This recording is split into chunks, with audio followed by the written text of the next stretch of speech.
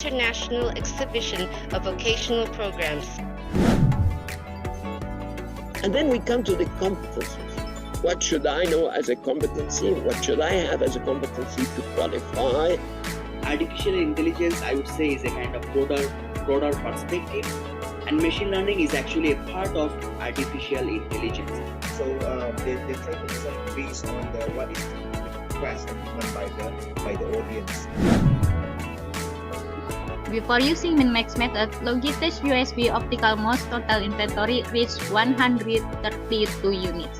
Thank you, Mohisan Bua, for your presentation.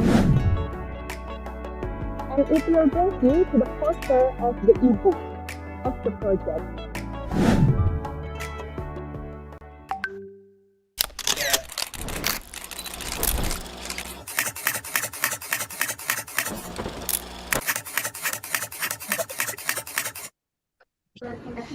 ISCBEAM 2024 sukses!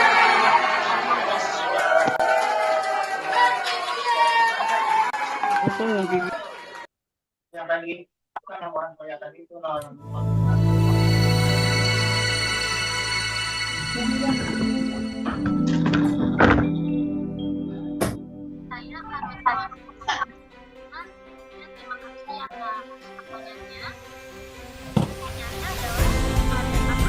Fakultas Ekonomi Universitas Negeri Jakarta sebagai penghasil sumber daya manusia profesional, berwawasan global, serta berdaya saing tinggi, memiliki komitmen untuk menghasilkan lulusan berkualitas dan berkontribusi dalam menentukan dan mengendalikan pembangunan bangsa dan negara.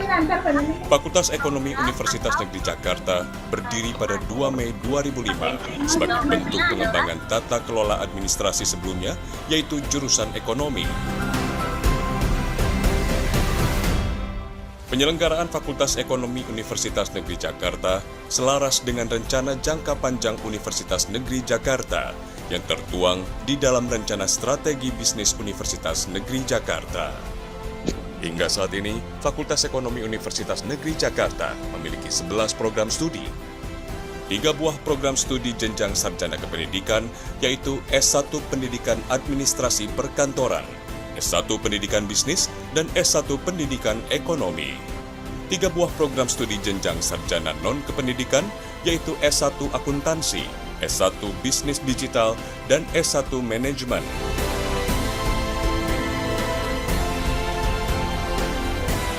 3 buah program studi jenjang Diploma 3, yaitu D3 Administrasi Perkantoran, D3 Akuntansi, dan D3 Manajemen Pemasaran. Dan 2 buah program studi jenjang magister, yaitu S2 Magister Akuntansi dan S2 Magister Manajemen.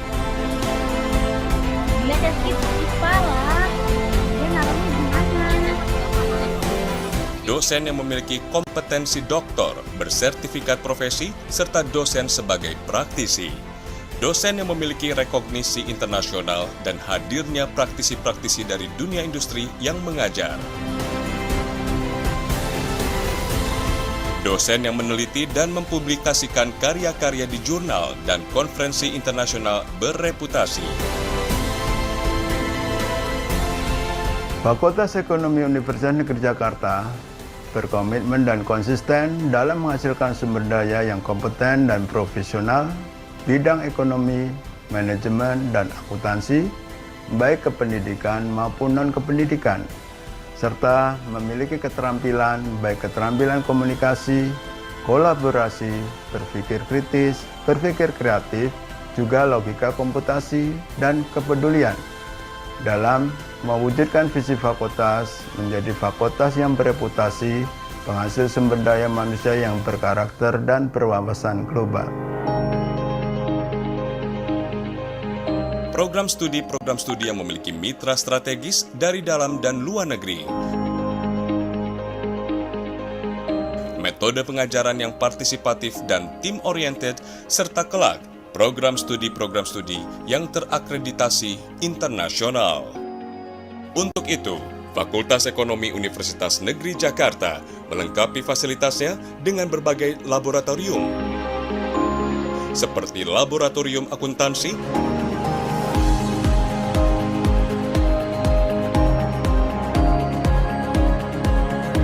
Laboratorium Kewirausahaan, Laboratorium Perkantoran,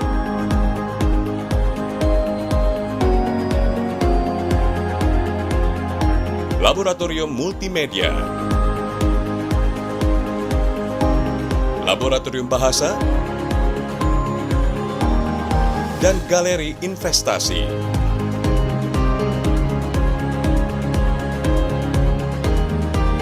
Selain itu, Fakultas Ekonomi Universitas Negeri Jakarta memiliki Career Development Center atau CDC, didirikan untuk memberikan layanan kepada mahasiswa yang akan mencari tempat untuk magang dan calon wisudawan yang akan memasuki dunia kerja.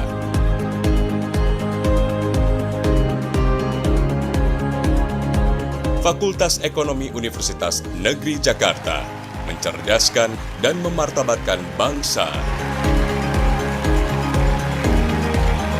Masa depan berawal dari sini. Sampai bertemu di kampus kami tercinta. Kalian pasti bisa.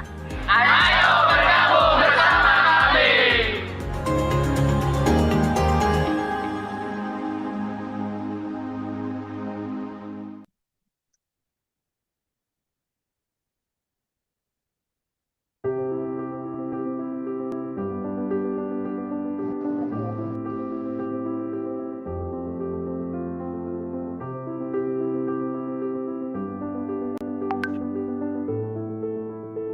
Welcome to the International Exhibitions of the Vocational Study Programs of Faculty of Economics, Universitas Negeri Jakarta.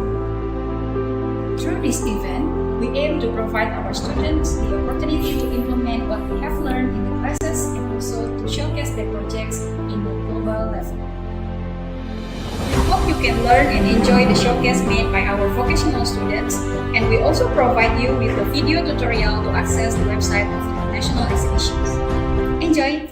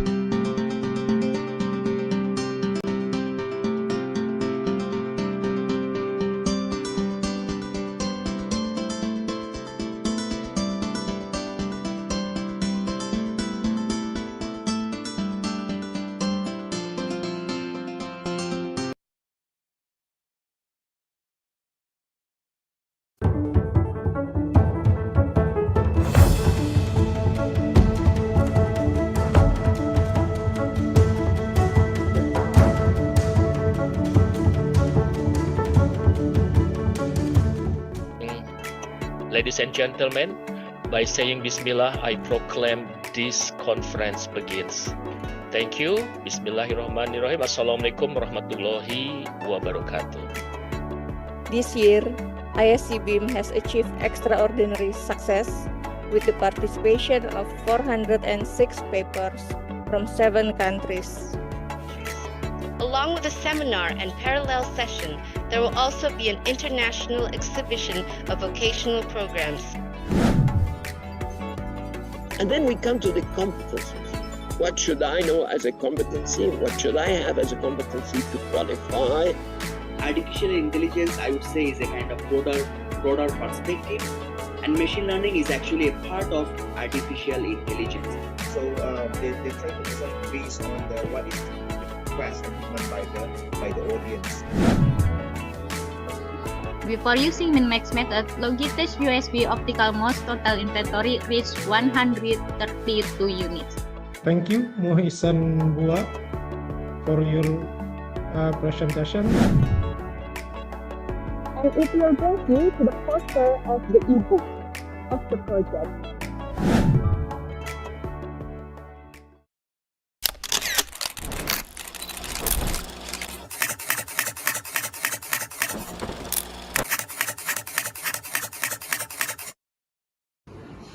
ISCBEAM 2024 sukses!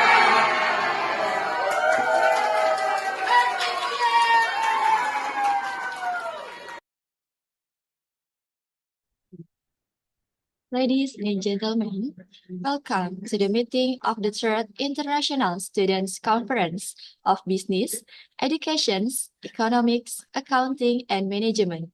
The event is about to begin. Assalamualaikum warahmatullahi wabarakatuh. Good morning, ladies and gentlemen, and all of our guests today.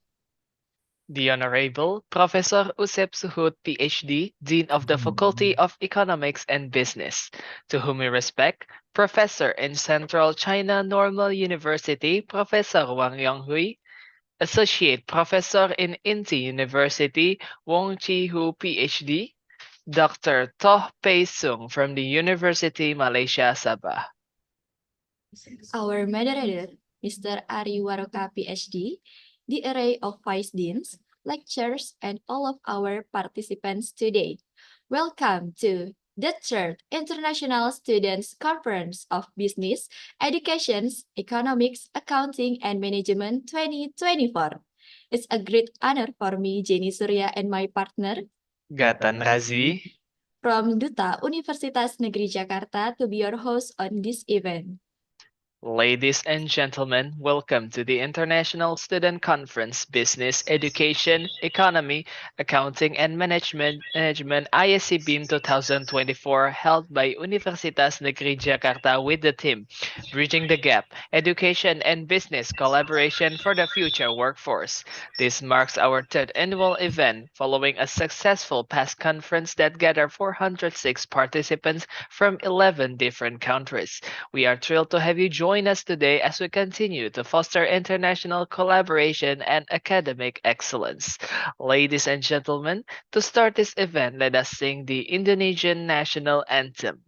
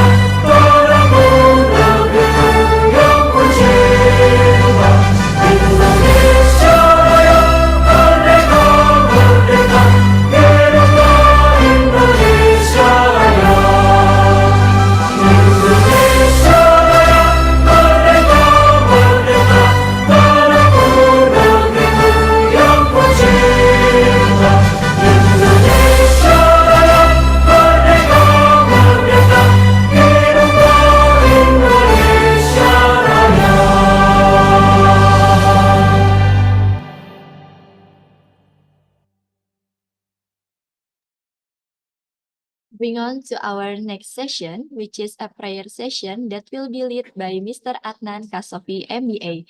To Mr. Adnan Kasofi, MBA, the time is yours. Okay, thank you. Assalamualaikum warahmatullahi wabarakatuh. Ladies and gentlemen, good morning, everyone. In order to seek the blessing for this agenda from the Almighty, let me guide you to pray in Islamic way. As for another religion, would follow their own way. Bismillahirrahmanirrahim. In the name of Allah, the most gracious and the most merciful. O Allah, the Lord of all worlds, the most compassionate and the most merciful.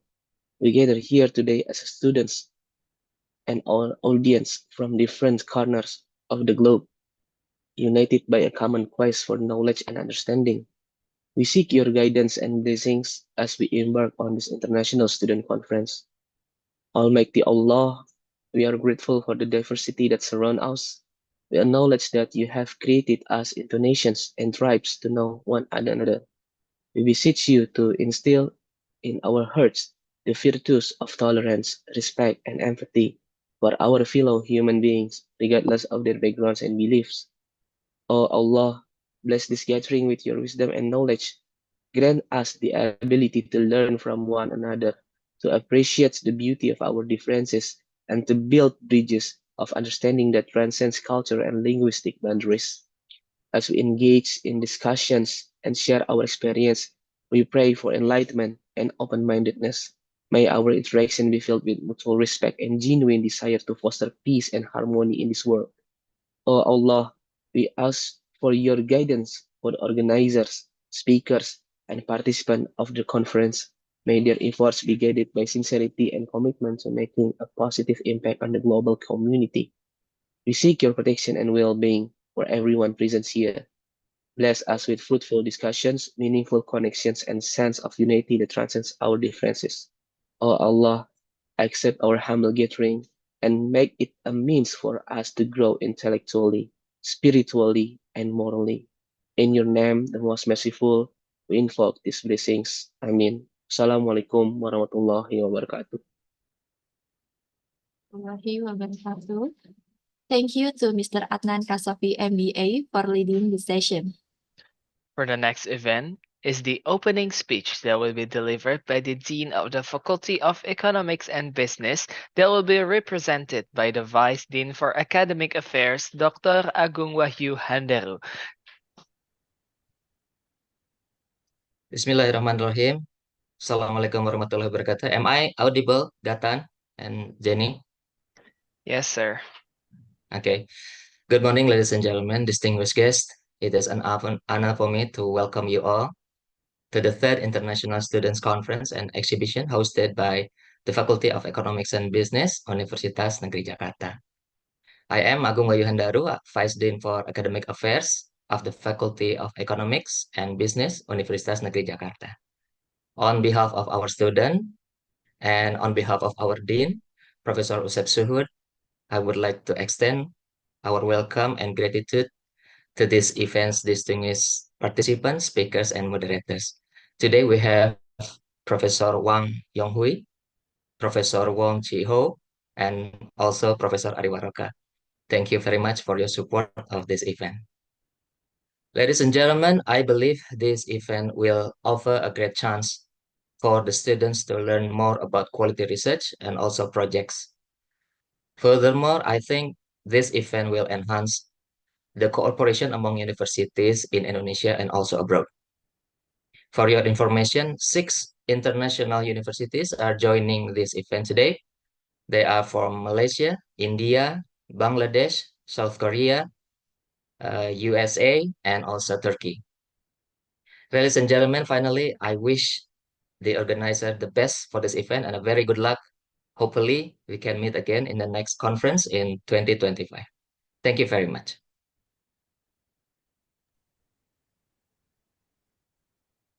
Thank you to Dr. Agung Wahyu Handaru for the opening speech given.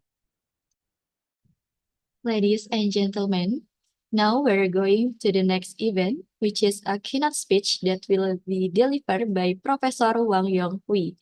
to Professor Wang Yonghui. The stage is yours.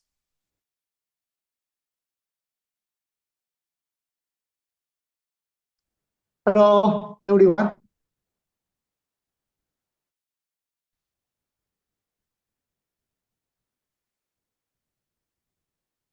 Hello. Can you hear me, everyone? Selamat pagi. Pagi, Prof. Okay, pagi semuanya. Namanya saya Wang Yonghui dari Central China Normal University. Salam kenal lagi. I don't have PPT. I already sent my PPT to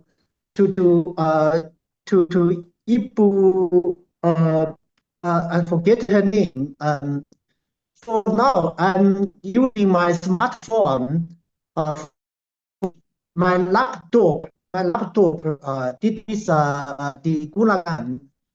Ini adalah alasan why I cannot use my PPT. Therefore, my topic will be spillover of China-Indonesia constructive Belt Road. Hey, sorry, who can help me show my PPT?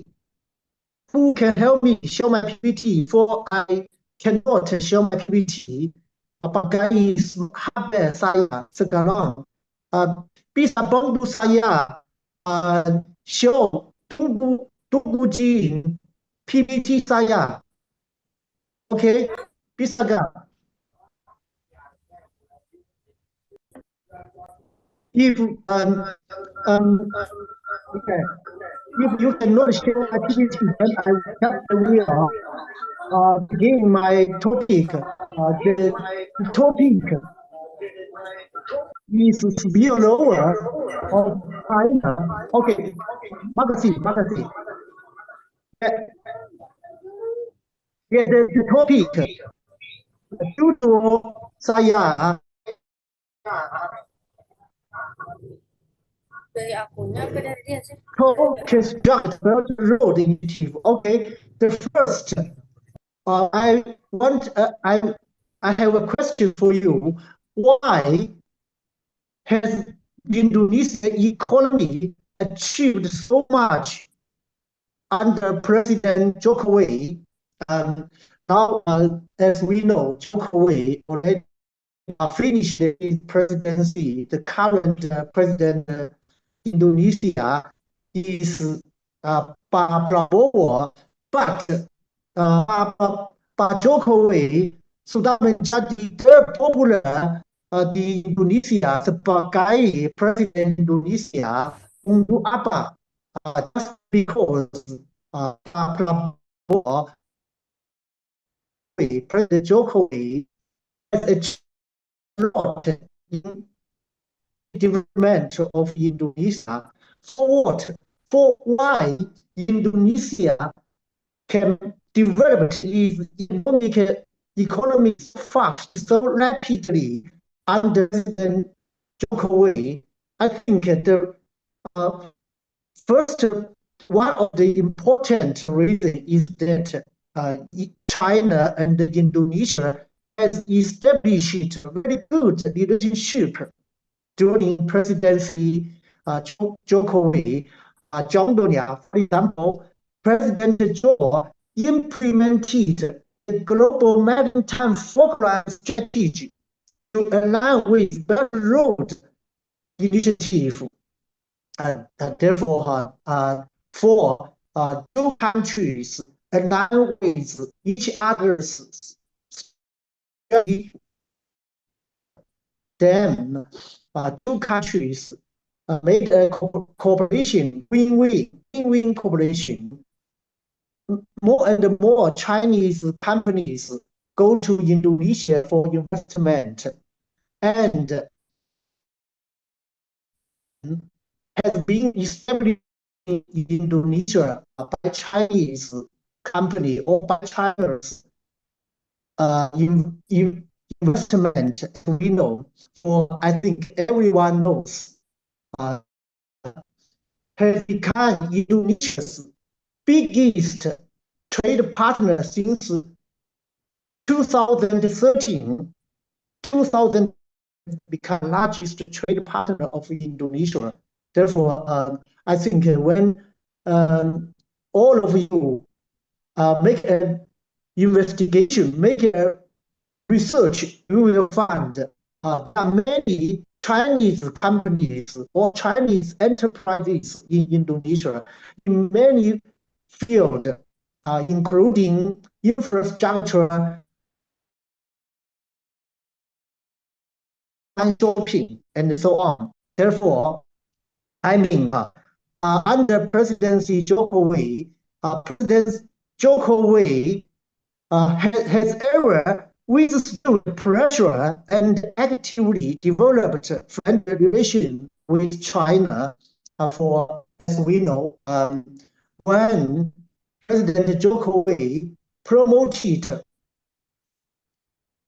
global marine focus strategy to align with China's Belt and Road Initiative. President Jokowi critics from Indonesia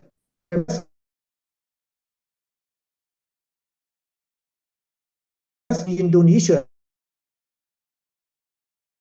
way flatter China, even sold out Indonesia to China by their with China. But the fact is, Jokowi has pushed forward Indonesia's economy very, very great. Even the fastest in Indonesia's economic development history. That's why sudah menjadi terpopuler di Indonesia. Okay, this is the first question I put forward to you. And okay, next page. Silakan, next page. Halaman lain. Okay, then let's look at the still China Indonesian joint construction of Belt and Road for not all countries in the world has co-constructing Belt and Road with China, but some developing countries, for example, Indonesia, all ASEAN, African countries, and so on. But for here, let's look at Europe of China-Indonesia joint construction. That first is what I mentioned, Indonesia's GDP. I will give you an example. I have experienced in person. I studied for over 10 years. 10 years ago, when I arrived at Jakarta, the airport, Jakarta Hatta Airport, International Airport, was very small, was very shabby. But now, can you see? Can everyone see? Jakarta Hatta Soekarno Hatta International Airport has done very big, very beautiful, very very modernization. Why? For the very quick economic development, Indonesia enough funding, has enough capacity, economic capacity to build such great, such wonderful international airport in Jakarta. But 10 years ago, I arrived at Jakarta, the airport is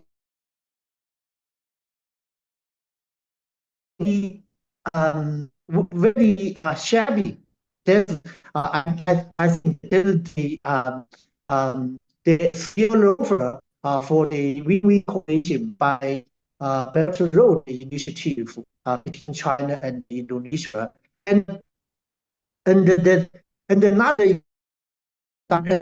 way is Indonesia's infrastructure has been transformed, has been improved a lot. Contohnya, Jakarta, Bandung has been a real push. Jakarta now has the second fastest highway rail in the world after China.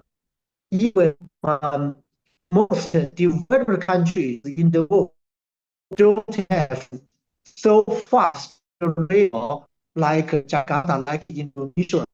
And then you can see Wush now become more and more popular in Indonesia. That's, I think, for Indonesia is kind of pride for Indonesia's economic development, and also it's a symbol for Indonesia's high technology development. Not all countries in the world can push like Jakarta, like Indonesia, but here, by China, Indonesia, win-win cooperation, mutual benefits, not just benefit China, but also benefit Indonesia by win-win cooperation. Then Jakarta has become built bisa mengambung, bisa fascist hospital rail involved. Then also in Indonesia now begin to develop high technology economy. Contohnya, Indonesia has now begun to promote green economy. Green economy, misalnya Karawang West Jawata photovoltaic project has been finished now, already put into use in July 2024, just this year. It means Jakarta, Indonesia now can do the new era of green economy. Green economy is the symbol of developed country.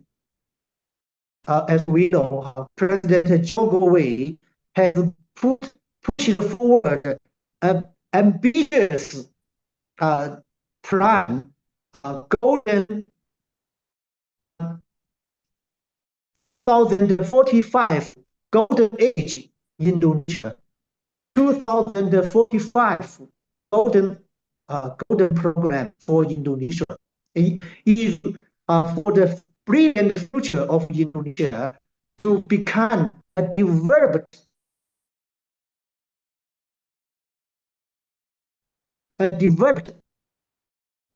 in 2055. Indonesia began to develop green economy, and here China contributes some high technology to Indonesia. Is also the spillover win cooperation between two countries. And also misalnya naik new energy vehicle. Indonesia, as we know, now most people work motor now as Indonesia's economy become lebih banyak something more and more family in Indonesia bisa membeli mobil.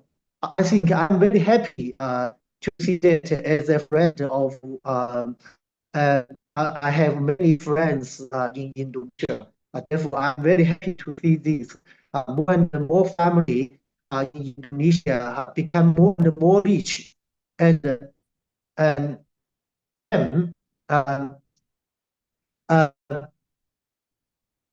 it means now in Indonesia, some Chinese company has established new energy. For example, BYD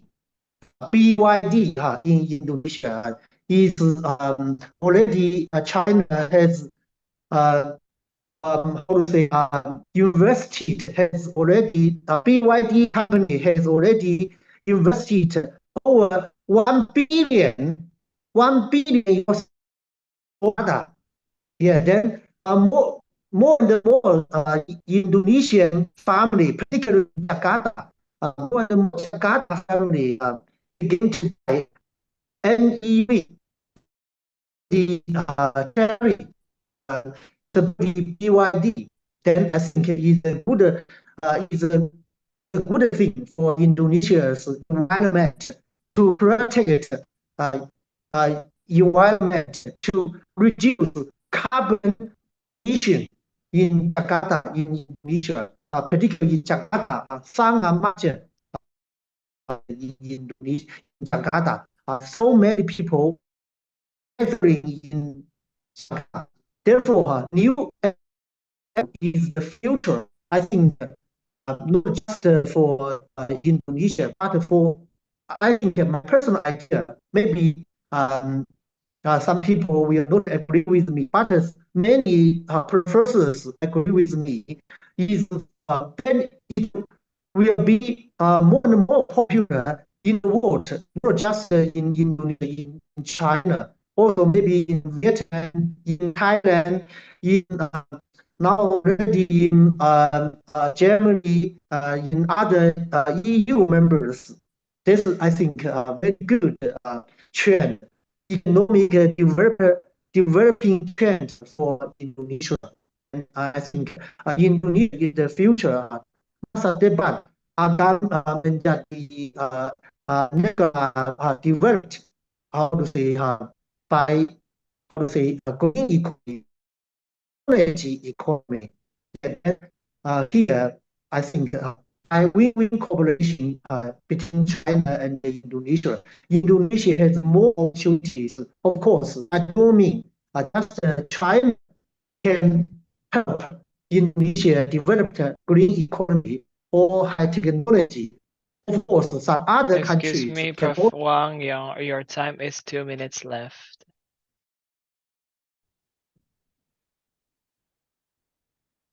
Sorry, how many minutes left? I have. 2 minutes left, sir. Okay, so sorry. Okay. Next page. Sorry.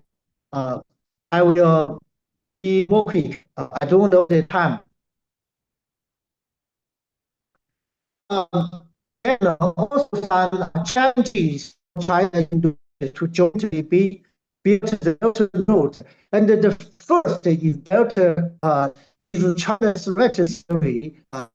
I think here just for misunderstanding, I can tell you now more and more Indonesian teachers and students in China, for example, in China, currently there are about 16,000 Indonesian students. 16,000 Indonesian students study in China, sponsored by China government scholarship, including my department. I have some Indonesian students, including S2, S3. Saya pembimbing. Okay, I think is China's latest theory just misunderstanding. If you come to China for more exchange, this kind of theory will be reduced. And the areas to for understanding both language barrier or cultural traditions between countries. For example, many people cannot understand bahasa Mandarin in China, in Indonesia, many Indonesian people cannot understand. Many Chinese, these are juga. This is a barrier. And also some purpose of some politicians, they how to say make use of China's threat theory to gain more support from them. Yeah, I think yeah, you can understand. Yeah, but okay. Last page, please. Next page, please. Next page, please. Okay.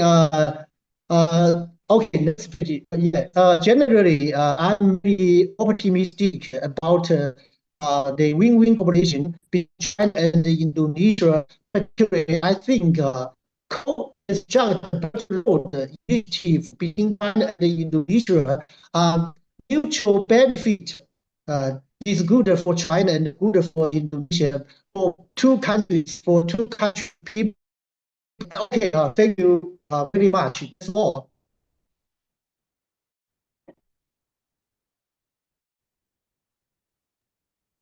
Thank you to Professor Wang Yonghui for this speech. We are so very grateful to Professor Wang Yonghui, who has become today's keynote speech because Wang Yonghui is a professor of international politics, supervisor of PhD candidates, Research Center for China-Indonesia People-to-People Exchange and School of Politics and International Studies, or School of Politics and International Studies at Central China Normal University. Professor Wang Yonghui has a major expertise in China-Indonesia People-to-People Studies and by far has published 6 Chinese books. Once again, thank you to Professor Wang Yonghui for this keynote speech given.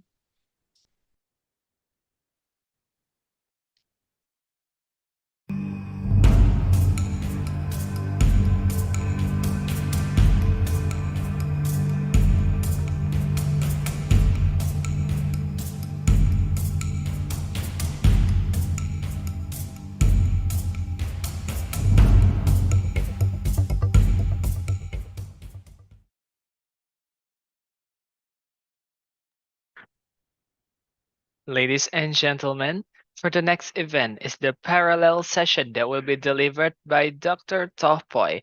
This session will be moderated by Mr. Ari Waroka, PhD. But before we continue, let me read Mr. Ari Waroka's curriculum vitae.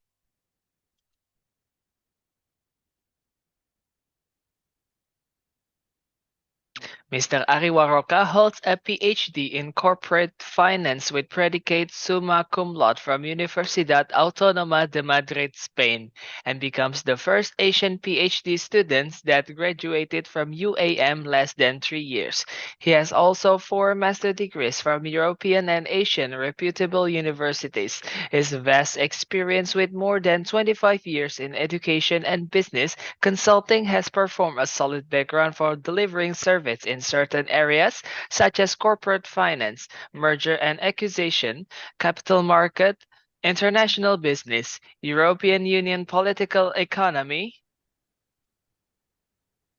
SMES management, and Mr. Ari Waroka is also a lecturer in the Faculty of Economics Universitas Negeri Jakarta. And welcome, Mr. Ari Waroka, PhD. The time is yours. Thank you very much for the MC. Right now, I will lead the first session of talking about discussing the paper from or the presentation from Dr. Toh. Dr. Toh Pesho. Before that, I would like to read or discuss her brief bio. Dr. Toh Pesho, a senior lecturer at the Faculty of Business, Economics, and Accountancy at University Malaysia Sabah, exemplifies excellence in academia and research with a PhD in management from University Malaysia Sabah and an extensive background in financial economics and human resource management. Dr. Toh journey reflects relentless dedication to advancing knowledge and guiding future leaders. Her career spans over a decade, marked by impactful roles such as a research assistant, tutor, and senior lecturer. Dr. Toh's teaching portfolio is robust, featuring courses in management, organizational behavior, international human resource and management, and business mathematics, nurturing critical thinking and analytical skills among her students. Beyond teaching, Dr. Toh has led and contributed to significant research projects focusing on areas like the influence of organizational support on expatriate work-life adjustment and the social economic impacts of digital innovation in rural entrepreneurship. Her collaborative spirit has driven successful interdisciplinary research, enhancing practical application and scholarly discourse. Recognized for her contribution, Dr. Toh has earned accolades like prestigious Service Award in 2023 and numerous publication successes. Her work, published in high index journals and presented in international conferences, underscores her commitment to pushing the boundaries of management and human resource research. Passionate about innovation and mentorship, Dr. Toh serves a panel reviewer, external examiner, and consultant for numerous academic and research initiatives. These roles demonstrate her influence in shaping the future of academic practice and fostering impactful educational environment. Dr. Toh Pei-Shung career is a testament to her devotion to knowledge, impactful teaching, and research that bridges theory with real-world application. Her dedication continues to inspire students, peers, and the broader academic community, contributing to a legacy of excellence in higher education. So, please welcome Professor Dr. Toh Pei-Shung to present your ideas and paper. Thank you, Ari. Good morning, everyone. Can you hear my voice? Is it Yes, clear? Prof. Yes, Prof. We can hear your voice clearly. Thank you very much. Okay. Yeah, thank you for having me to speak at International Students Conference. So it's my honor to be part of International Students Conference and to connect with many audience, especially from different countries. Okay. A big thank you also to the organizer for their hard work for bringing us together online. Okay. I would like to share a topic, okay, that I believe is fundamental to our future workforce, okay, which is about building future-ready, adaptive skills. Maybe the secretariat can help me to share the slide. Thank you very much. Okay, yeah. So, okay, yeah. Next page. Thank you. Next slide. Okay, so throughout this presentation, I will explore the essential skills needed for the future workforce. Okay, these essential skills enable individuals to survive in any organization, regardless of any challenges, even some changes in the organization or changing environment they may face. Okay. Next slide. Thank you. Okay. So we know that building future ready, which is adaptive skills, is vital or critical in a rapidly changing world, especially with emerging technology, okay, evolving job roles, and complex global challenges. So these skills prepare us to be agile and proactive, okay, allowing them to grow well in diverse and unpredictable environments. Okay, so next.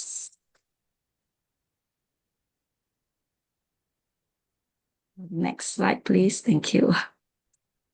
Okay, yeah. So one essential critical thinking skill is one essential adaptive skills is critical thinking skills. Okay, so critical thinking skills are important for analyzing information objectively and making rational judgment. Okay, so that's why critical thinking, we need this critical thinking for future workforce. Okay, using logic and reasoning to identify the strength and weaknesses of alternative solutions, which lead to better conclusion or the approaches to the problem, to solve the problems. Okay, next slide. So basically, there are a few key components, okay, of a critical thinking skills, include effectiveness, rationality, objectivity, and evidence-based reasoning. Okay. In other words, okay, effectiveness in critical thinking is about finding solution or making decision that achieve desired outcomes. Okay. So it means we choose the most practical and impactful option. For the rationality, it involves making decision based on logic and reason rather than emotion or our personal feeling, okay, or the biases.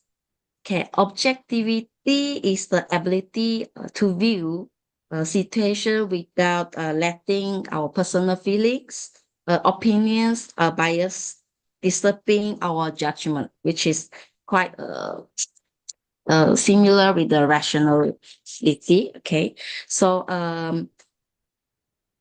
yeah.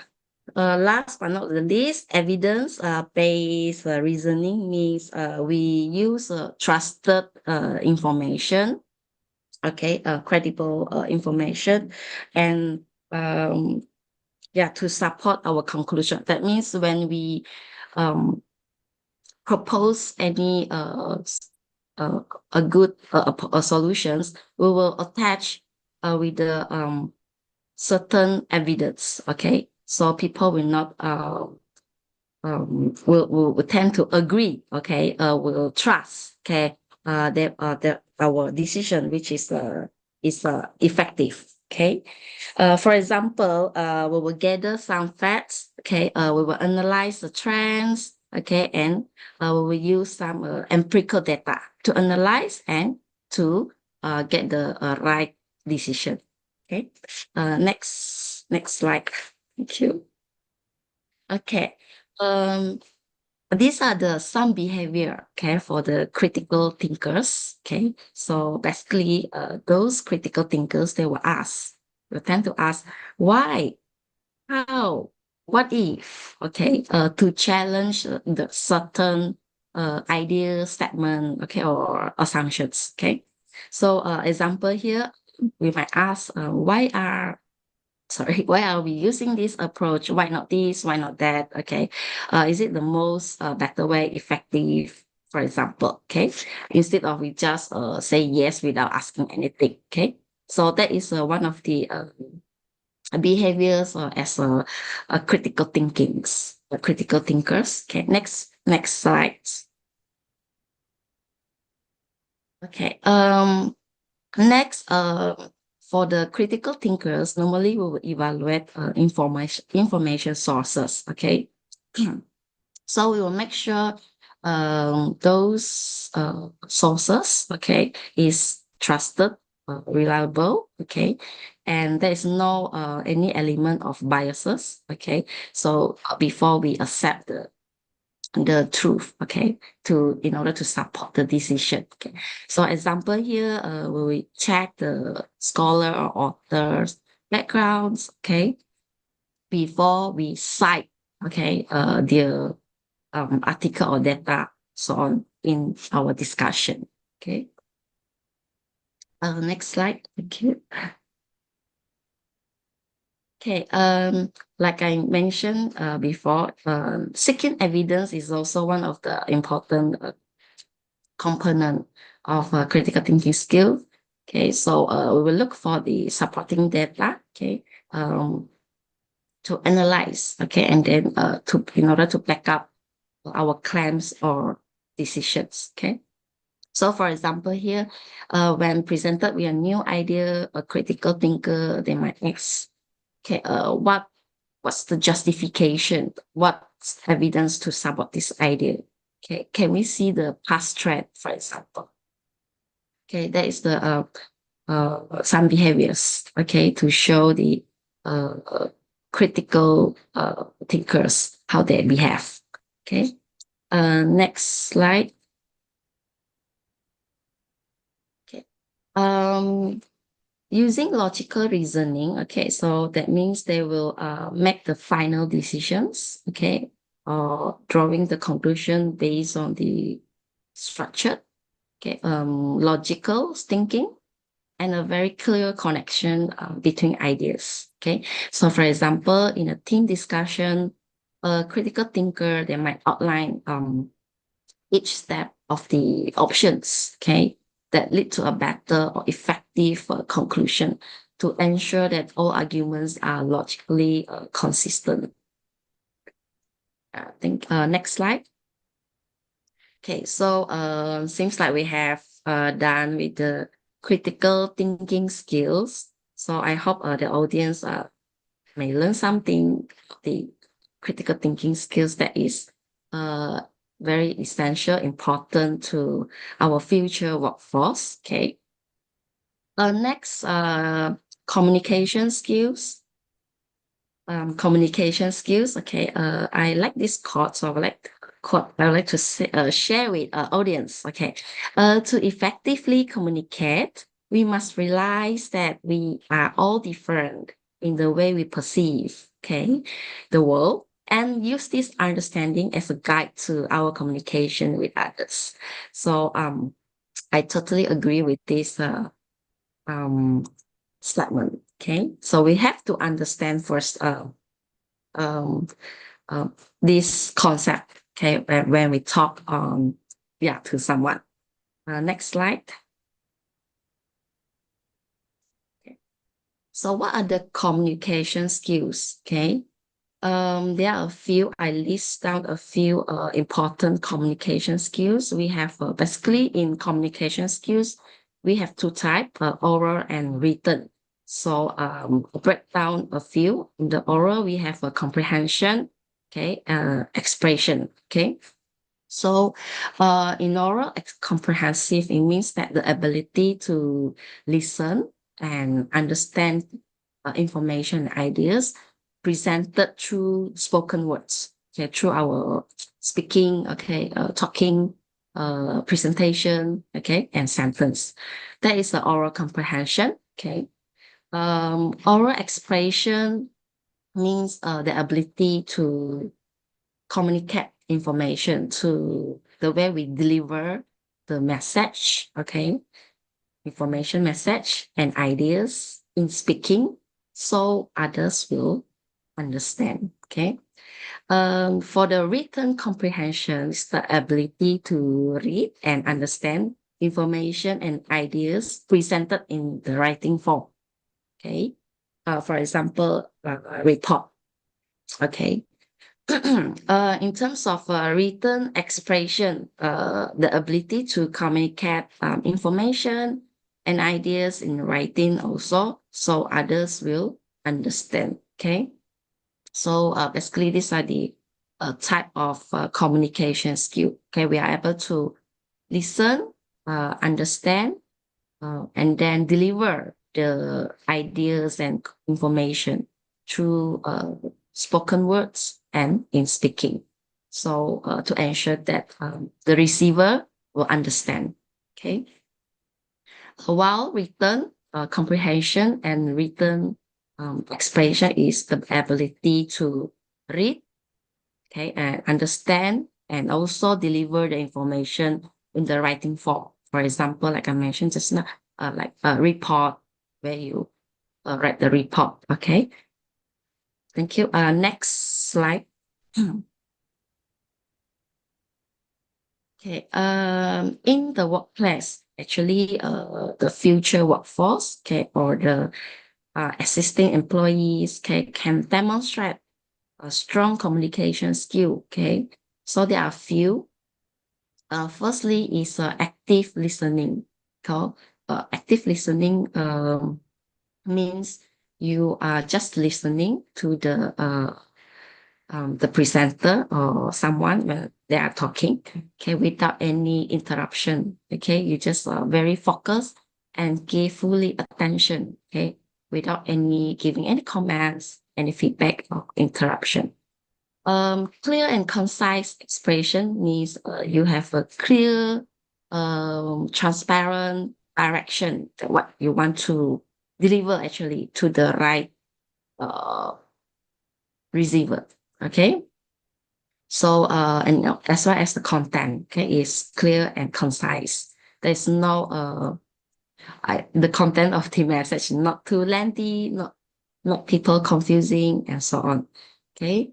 Besides that, open and honest communication is it's very important. We should also accept the criticize from people. Okay. When having a discussion, so it's good actually for the improvement. Don't be offense when people criticize or give some bad comment perhaps. Okay. Positive body language also important. So it plays an important role, okay, when we communicate, because it's a complementary language when we speak to other people. Okay, so it becomes more interesting. It's not very dull when we communicate. So we'll make the environment more happy, positive. Okay, constructive feedback and conflict resolution. We provide a very a good comments that people will understand and they know what to do in order to improve their performance, for example, or what they need to improve in terms of their tasks. Okay, and conflict resolution, instead of just let it go if any conflicts, basically those future workforce or the existing employee, they should have the mindset to solve the problem, okay, not to let it go the problem. We have to solve the conflict if happens. Okay. Adaptability. Next is adaptability in different communication contexts. For example, maybe due to a diverse background, okay, like China, Indonesia, Malaysia, okay, from other country. So they have their own maybe different the way they speak, okay, different culture.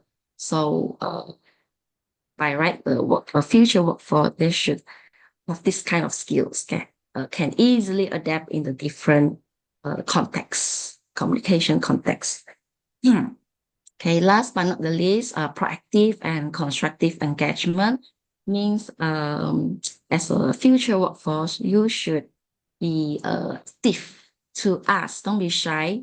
You must active to ask like what, for example, what I need to improve, or you need to follow up something. Okay, you cannot just wait 1 week, 2 weeks, and then just nothing. You have to keep follow up. Okay, and to have a constructive engagement. Okay, next slide. Okay, so basically they are in communication skill, they are good and bad. Okay, so for the poor communication, I give an example scenario. Okay, so person A, okay, I don't think your work on this project is good enough. It's not what I expected. So person B is looking defensive. So yeah, what exactly do you mean? I thought I was following the guidelines. And then person N continue, it just doesn't look right. You need to figure it out. So person B complain. Without specific feedback, it's hard for me to know what needs to change. So you see this kind of scenario is very it's a bad environment, a negative environment. Okay, so we cannot learn something from this kind of scenario. So what about good communication? For example, for person A, thank you for your efforts on this project. I would like to discuss blah blah blah. So we could make a further improvement, okay, to align it more with our goals. So person B is open to feedback. Yeah, of course.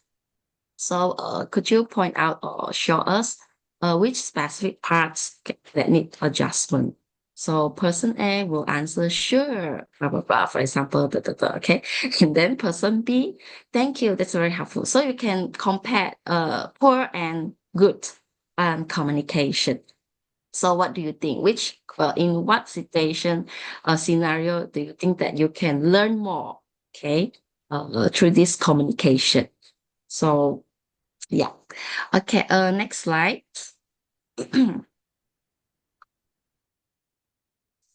Okay, so we have done communication skill, which also one of the essentials adaptive skills, okay, in today's world. Okay, next is technology skills, okay. So technology skills are the abilities and knowledge required to use different types of technological tools, application, and system effectively in professional environment. So it's essential for career growth, productivity, and competitiveness especially in today's digital world. Okay. So next slide. Okay. There are a few types of technology skills. Okay. I think the audience may familiar. Okay. So we have a basic digital literacy, like we know how to use email, social media. Okay. That's some basic computer operations. Okay, software proficiency, you know how to use Microsoft Office, PowerPoint, PPT, Microsoft Excel, okay. Programming, coding, okay.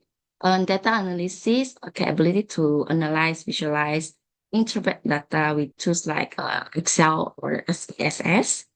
Okay, you have some knowledge on the cybersecurity awareness, okay, to protect data and system. And you also have some skills in terms of the cloud computing, like the Google Cloud. Okay. Next slide.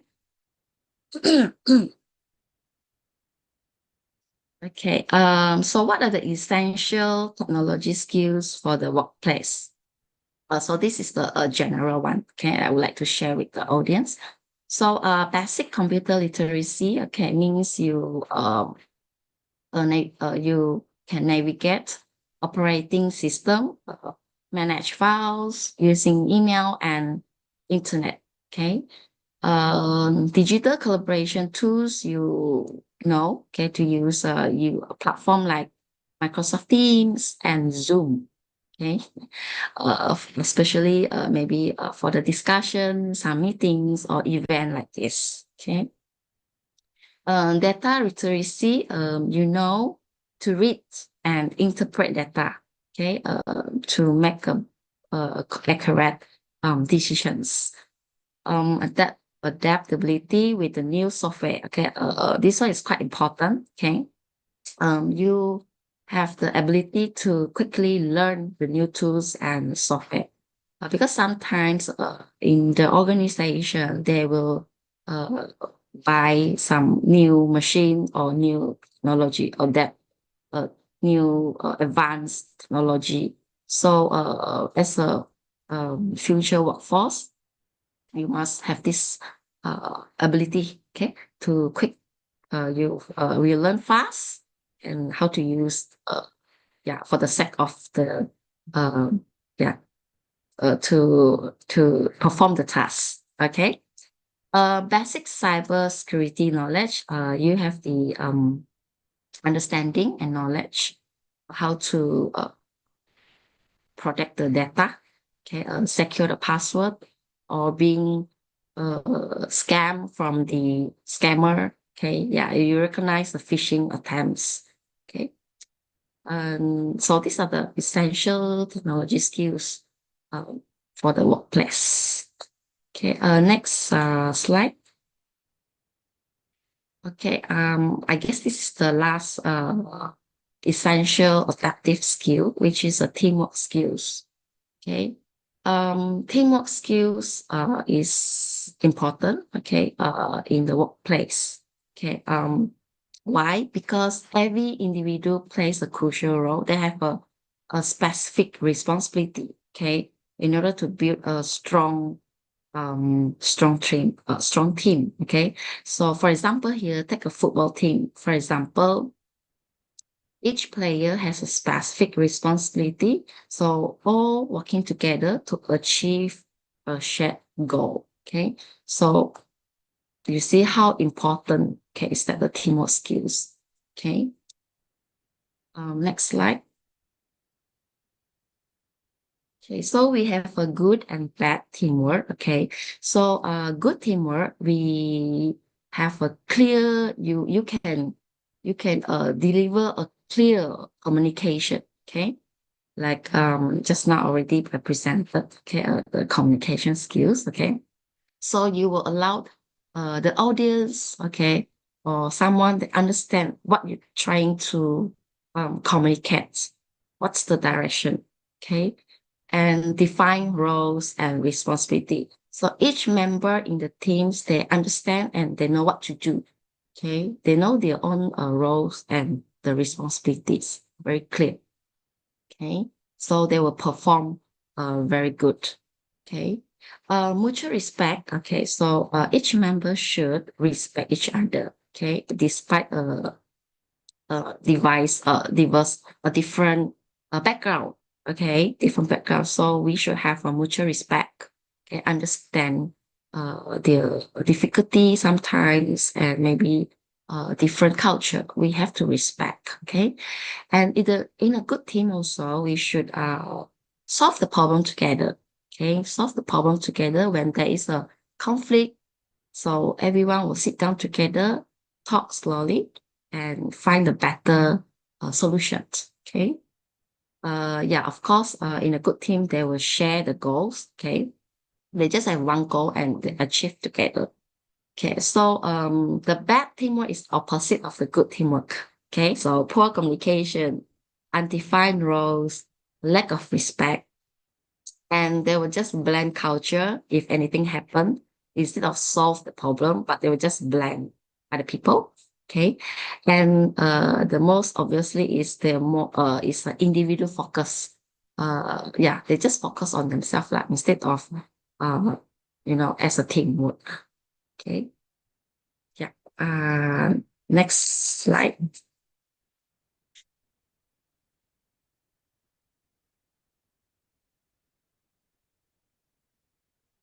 It's the last. Next slide.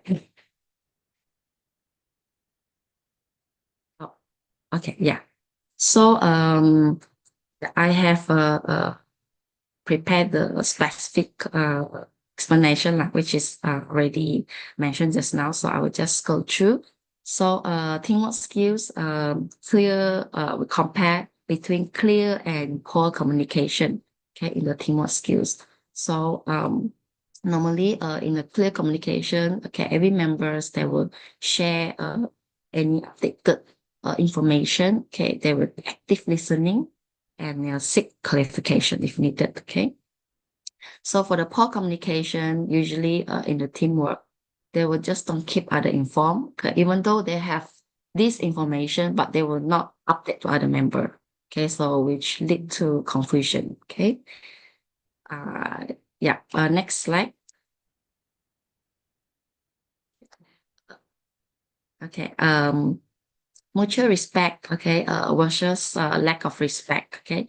So to be a good teamwork, okay, so mutual respect means team members value each other's opinion, okay, they respect and accept without bad comments, they will accept and open to different perspective, okay.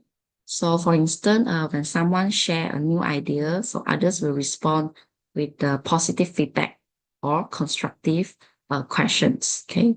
So they will not tend to condemn, okay, other member, Okay, lack of respect, they will ignore or dismiss, okay, or they will not really listening when their member is talking, okay, or discuss something. So for example, here, one member constantly interrupt others or belittles their suggestion. That is a very bad teamwork skills. Okay. Next slide. Okay. Problem solving together. Okay. Versus blame culture. Okay. So like I mentioned just now, when there is an issue arise, some team member they will work together, collaborate to find solutions rather than blaming each other. So for example, if a deadline is at risk, the team will collaborate to find out to adjust the workload, okay, or is assign the task to stay on track, okay, because every member they have their own schedule, so they will try to readjust the schedule, okay, in order to stay on the track. Blame culture, team members blame each other when things go wrong instead of finding solutions. Okay, for example, here, if a project fails, they will just focus on who is at fault, okay, rather than addressing what went wrong. Okay, so you can see the difference, okay, a good teamwork and a bad teamwork, especially in solving the problem. Okay, next slide. Okay. Yeah. So this is the most the highlight one. Okay, the shared goals and individual goals. Okay. So shared goals means the team members basically they will prioritize team objective over personal agenda. Okay. So for example, they were willing to work extra hours together just to meet a project deadline. Okay, rather than focusing on individual contributions.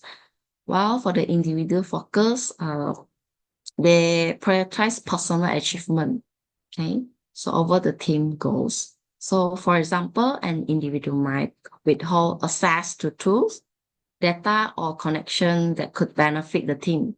So they choose to keep these resources for personal use, even if it negatively impacts the team's progress. Okay, so that means, in other words, you have the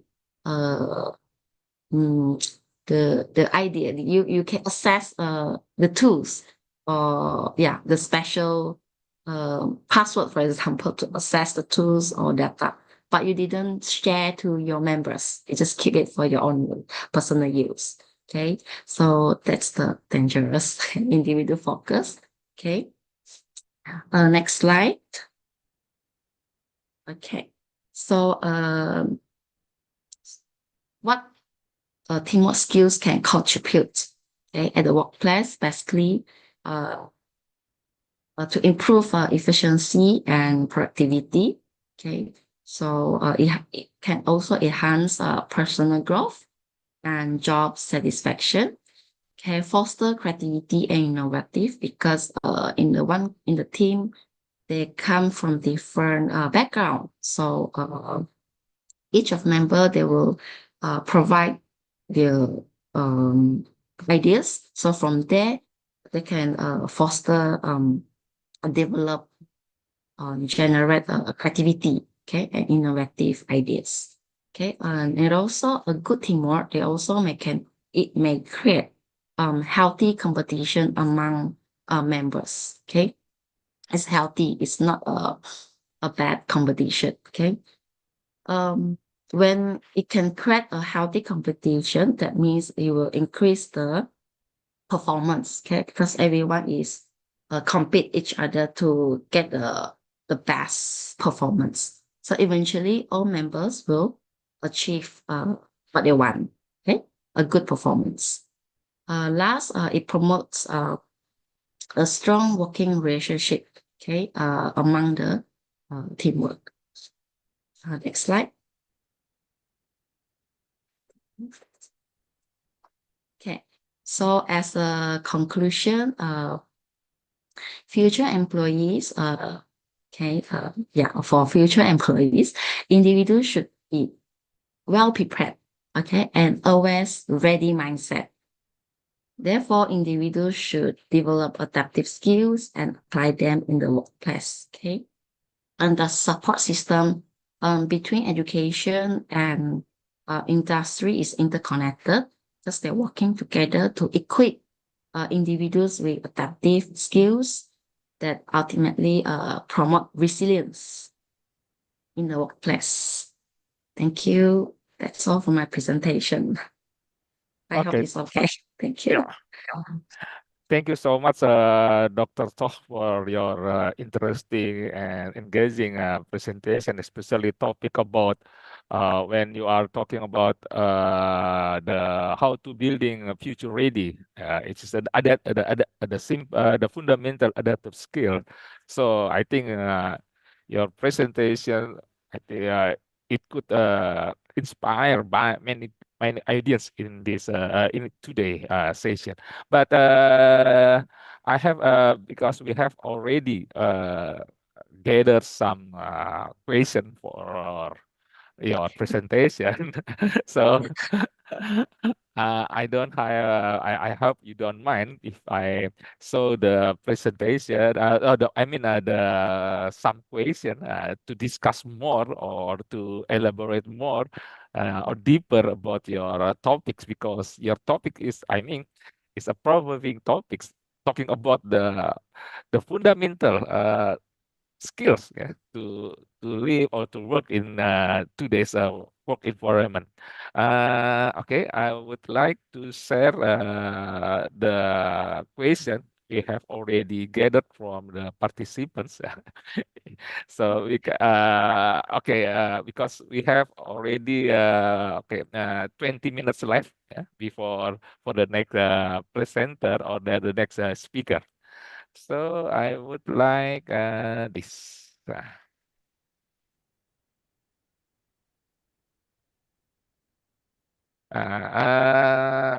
Dr. Toh, can you see this? I mean, this question.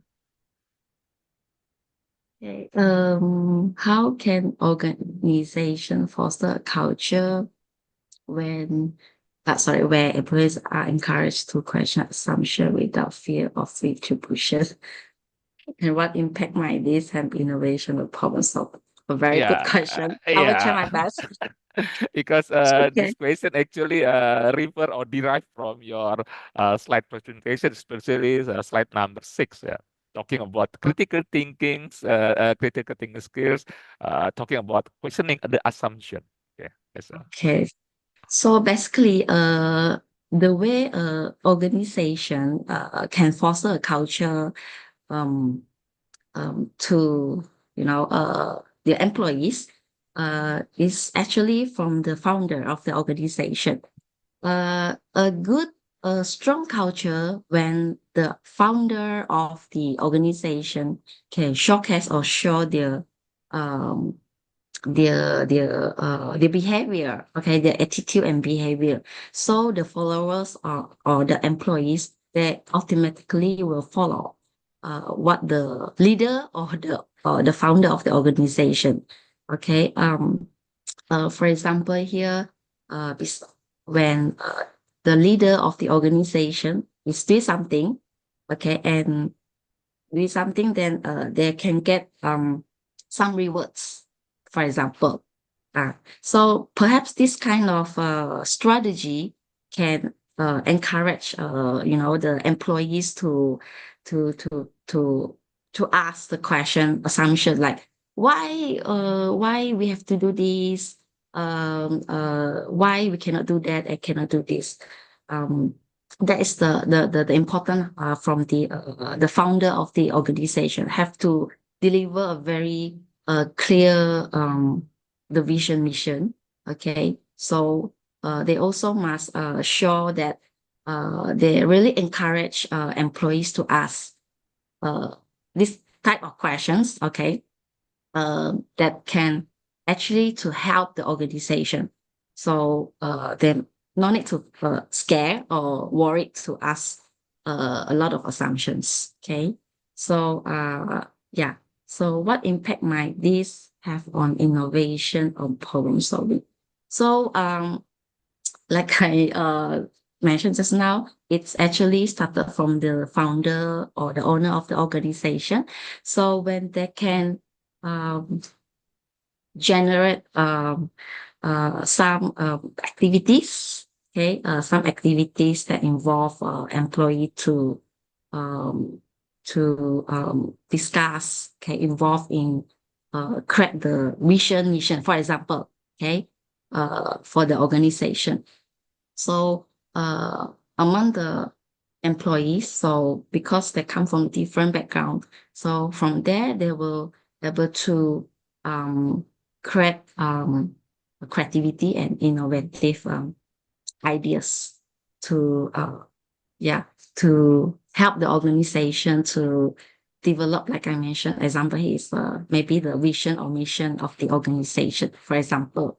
Okay, so yeah, I hope I can answer. Yeah, Okay, that's yeah. Yeah, thank you so much, Prof. Toh, because actually I totally agree with your as a response or your ideas about how to foster a culture where employees are encouraged to question assumption without fear and retribution. Solely, it should be from the leader, from the top, okay? Because the leader, because they have power, they have the authority. So from their power and authority, they can nurture or they can foster a certain culture and being of course a role model for the all member of the organization. That's why I totally agree with what your your arguments about this. Okay. So I think is interesting, very good response to this question. And Thank you. if you and I if try you my don't, best.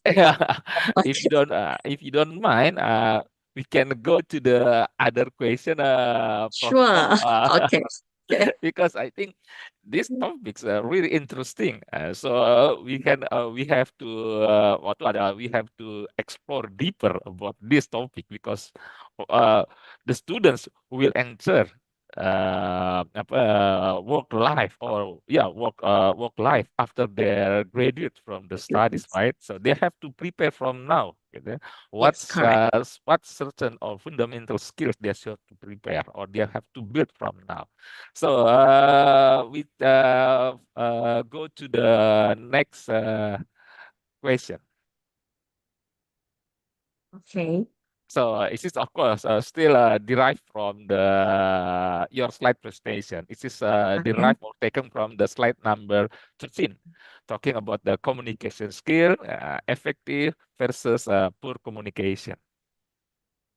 Okay, what training or practices can be implemented to shift workplace culture from poor communication, characterized by ambiguity and defensiveness, to a culture of constructive and transparent feedback? Okay, I try my best. Okay. What training and practices? Okay. Let me think. Okay, to shift focus. Okay. In the organization, the leader, or the manager, they can invite the employees sit down together, okay, and so each of the employee they can give their own their perspective or their opinion, okay. So from the individual communication, it will change to the group. Okay, the group. So the transformation individual communication to group communication, we can improve during the process. Okay, from individual communication to group communication. Okay, that's in the practical things, practical way. Okay, invite them to give idea. Okay, when there is a meeting discussion. Okay, Yeah, so besides, they also can actually assign someone. Okay, during the discussion, they can assign someone, become a devil. What I mean here, someone that can just criticize, every member's idea, and then other members just keep quiet. So they just listen to any criticize from that person that being pointed. Okay. So we know that we learn something from the criticize actually. Yeah. If compared to when people keep pressing us like, oh, that's good, good, good, good, but we don't know what the problem. Yeah. So it's good. We just have this kind of activity. Yeah, we assign someone to be that just give a, of course it's a constructive feedback, but he or she must criticize everything good to bad uh, on the ideas that are delivered by the members. That is maybe they can apply in this kind of practice lah. Okay. Yeah. So yeah, thank you. Yeah, thank you, Prof. Toh, because actually, yeah, I agree because this argument as well. Why? Because if you want to make what would make good communication skills, okay, it should be implemented in daily activities or in many forms of activities in our organization. And I still remember what you regarding to your ideas. This is what we call in any organization terms or terminology, what we call devil advocates. True. Yeah, Yes, devil that advocates. Yeah, because yes. when we are talking about okay, this is the other position try to criticize. But the side is encourage people to speak up their ideas without any fear, without any reluctance, talking about their ideas because they know they will not be punished, they will not be fired because just Exactly. delivering or giving their arguments or the ideas because they believe after making honest or clear and even free of free worry discussion. They will create a constructive and transparent feedback, in my opinion, because I totally agree with your idea or your argument about what kind of training or practices can be implemented in this to shift workplace culture from poor communication to a good or transparent feedback. Yes, I agree with your ideas. It's just interesting. Agree. I Interesting. totally Yes. idea. Okay, so because sorry, Prof, because we still have any time because and this is there are one question more if you don't mind. Okay, sure. Because actually, from yeah, and yeah, this is the last question. Yeah. We have already gathered from this discussion. This is okay. This is a question, Prof. Toh, still derived from your slide presentation. Talking about the technology skills, cyber security awareness, you know, Prof. Because right now, cyber security awareness because what we call prime topics, again, web prime topics when we are now live in an internet era, right? In internet Yes. Yeah. age, and where the information or the digital information flows is so fast. So this is what even in many the other topics or conference, cybersecurity awareness become the top become the top idea or top discuss hot topic, you know, because especially in Indonesia, I would like to inform you, the last 6 months ago, 6 months ago, we have a big national problem because our data center, national data center, is hijacked. Was hijacked. You can imagine, right? My National, God. Okay. yeah, Indonesia National Data Center was hijacked, and uh, the hijacker they ask some ransom. Right? You can imagine, yeah, big ransom. So it create a big create a hot topic about cybersecurity operations. So related to your presentation, yeah, with the increasing reliance on digital tools, yeah, on the workplace, how can companies ensure that their employees have sufficient cybersecurity awareness to protect sensitive data, right? And what are the most effective training methods for this? We want to know what are your opinions, gitu ya, or Okay. suggestion to this question, Prof. Thank you, Dr. Ari. Okay. Yeah, as we know that in today's digital world, so there is a lot of, you know, hacker. Okay, Yeah. hacker. Yeah, they will try their best to steal the Yeah. important data. So how can companies ensure that their employees have sufficient cyber security awareness? Perhaps they um can have a training that they hire the very expert in the IT area to share how employees should they need to do in order from the data leaking to outside people. So that's one way. Maybe they can hire like the practitioner or expertise or the expert in the IT area. Sorry, yeah.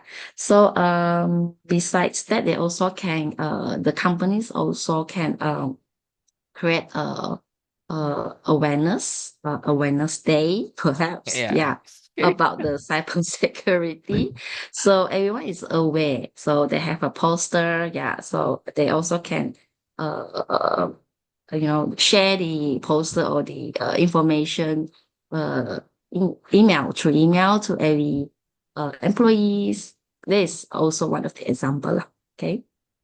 Yeah. Also maybe for the very sensitive data, or yeah, maybe they just can assign the trusted employees, maybe one or two persons, so they are only can access into the information. Yeah, so this another way to make sure from yeah, that's all. Okay. Okay. Thank you so Thank much, you. Prof. Toh, for your ideas or argument about this session. I think we have already come to the final session, and before I return the session to the MC, I would like to summarize your presentation, if you don't mind. Hopefully, you agree with my summarize your presentation summary in this session. Yeah. Okay. I would like to summarize your presentation. Okay. Dr. Toh Pesung's presentation on building future-ready adaptive skill emphasizes the importance of essential skills needed in the rapidly changing world. Key adaptive skills include critical thinking for analyzing information objectively, communication for clear expression understanding, technology proficiency for navigating modern digital tools, and teamwork for fostering collaboration and mutual respect. Its skills prepares individual to thrive in diverse, unpredictable environments. So Dr. Toh also highlights how educational and professional sectors must align to build these competencies, enhancing personal growth, fostering resilience, and promoting workplace success. The ultimate goal is to create adaptable, proactive individuals prepare to the future challenges. That's the sum. In my opinion, I can what I can summarize from your presentation, Prof. Toh, and I would like you agree with my Yeah, I'm totally agree. It's very clear. your Thank you, presentation Dr. Arif. summary. Yeah, Yeah, it's you're very most clear. welcome. Thank you. Yeah. Okay. Okay, I would like to return this session to MC. Okay, thank you very much, Dr. Arif Baraka, for moderating our session, and thank you to Dr. Topai for joining us.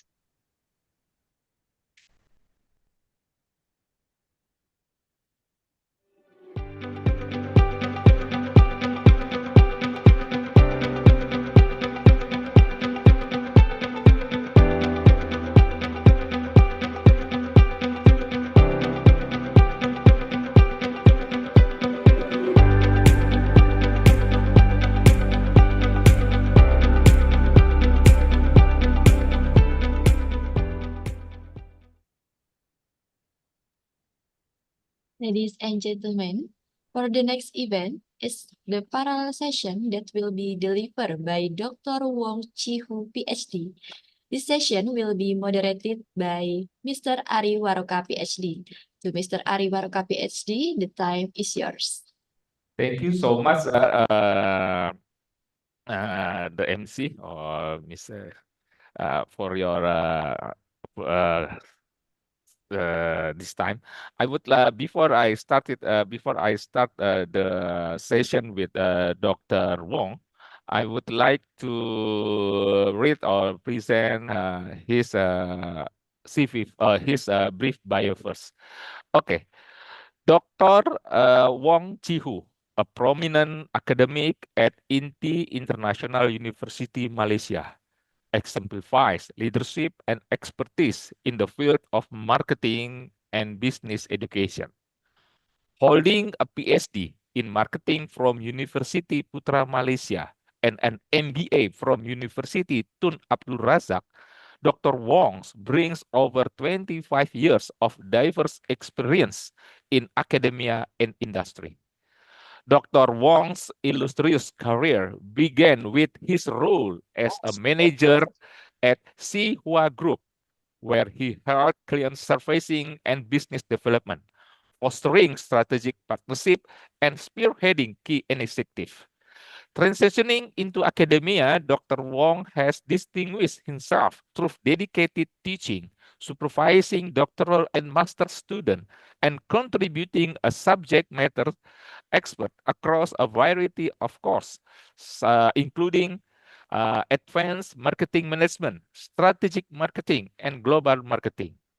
His extensive research portfolio with numerous publications in high-index journals and international conferences showcases his proficiency in consumer behavior, brand equity, and digital marketing. Dr. Wong has co-authored impactful works that analyze market trends, including studies on consumer engagement, social media marketing, and organizational commitment. Beyond teaching and research, Dr. Wong has served as consultant, external examiner, and speaker at prestigious institutions, contributing his reputation as a thought leader. He has also played a pivotal role in various funded research objects or projects, further solidifying his commitment to advancing business insight and practices. Dr. Wong's achievements are marked by accolades such as the INTI Outstanding Contribution Award and recognition as a certified IBM Business Analytic Instructor. His dedication to fostering innovation and mentorship extend his editorial work, including being an associate editor for academic journals. As an educator and mentor, Dr. Wong inspires students to excel academically and building adaptive and strategic thinking skills essential for thriving in dynamic global markets. His dedication to collaborative research, leadership in curriculum development, and commitment to nurturing future business leader highlight his impactful career. Dr. Wong Chi-Hu's legacy is one thought leadership, bridging the gap between academic rigor and practical application, empowering the next generation of professionals and contributing to the meaningful progress in the field of business marketing. There's a brief bio of Prof. Wong, and we would like to start this session by paying attention to the Professor Wong presentation. Prof. Wong, time is yours, and please welcome. Okay, yes, good morning. Can you hear me and can you see me? Yeah. Yeah, yes, of course, Prof. We can see your appearance very well. Face, also can hear me. Yeah, okay, good. All right. Yeah, good morning. Yeah. Thank you very much for Professor Ari Barako for the very long introduction. Okay. Yes, I would like to wish good morning. Malaysia here, I'm Malaysian. So we will start with like Salam Madani, yeah. Salam Madani from Malaysia, yeah. Selamat pagi. Selamat pagi. Yeah. Salam Madani. Yeah. So very thank you, yeah, for the master ceremony, Mr. Gadan and Ms. Jenny, and of course, thanks, UNJ for inviting me to speak here today. Yeah. Special thanks to Prof. Ari. For the wonderful introductions. I didn't know I do so much. Yeah, in fact, I don't think I do that much. And of course, for the this morning there was an opening speech by Prof. Agong on behalf of Prof. Yusef. Yeah, so wonderful opening. And just now we have gone through the keynote of this by Prof. Wang Yang Hui. All right. Yeah. And then just now we only finished with another speaker. Wonderful presentation by Dr. To Pei Sun. Yeah. So a lot of the concept shared by the earlier speaker can also relate to what I'm trying to speak to you. Okay. Again, yeah. My name is Wong Chi-Hu. In Indonesia, I'll be called Wijaja. Yeah, Wijaya. Yeah. Wijaya. Okay. All right. Yeah, So I'm actually from the other side of Malaysia. It's actually in Borneo. Yeah. I'm from Borneo, Sarawak. Sarawak. So yeah. So we have many Wongs there as well. Yeah. So today's presentation, yeah, I'm going to share my slide. That is coming up.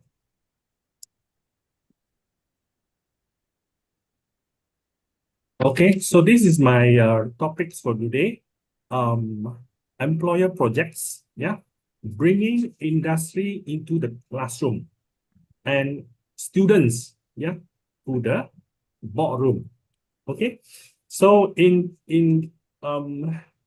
for this conference, yeah, this International Student Conference on Business, Education, Economics, Accounting, and Management.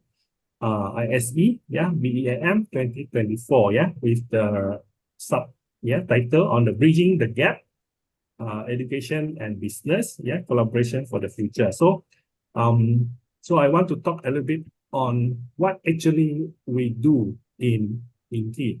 Okay. So one of the components, yeah, we actually achieve very so far we are proud of actually is employer projects. Okay, so what is employer projects? Yeah. So for us, employer projects is the employer, yeah, employer paying. What is employer? Yeah, companies outside. Yeah, Hutchison, you know, many companies like Petronas, you know, in our Malaysia here we have Maybank, for example. Yeah, banks. All right. So they have the pain. Every company has pain. Yeah, that means issue or problem. Okay, so they want us graduates, okay, we are not job ready, okay, because we are lacking of this, yeah, the collaboration, the critical, the creativity, and the communication. So in order to solve these, yeah, these 4 C's, yeah, which we as students, we know that we are lacking on all this, we introduce in INTI. We call this employer project. All right, employer project is just a name.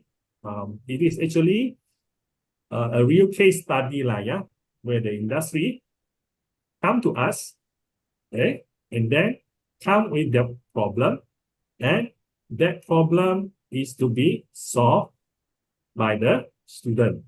Okay, maybe not say solve, yeah, or try to solve it by the students. Okay, why? Why company need that? Yeah, because they need new way of thinking. Okay, they want to know how, yeah, Gen Z thinks, right? So they don't have it in their company, yeah. So they want to know how their market, for example, Gen Z thinks about their product, or is the product having problem? Okay, something like this. So what do we do?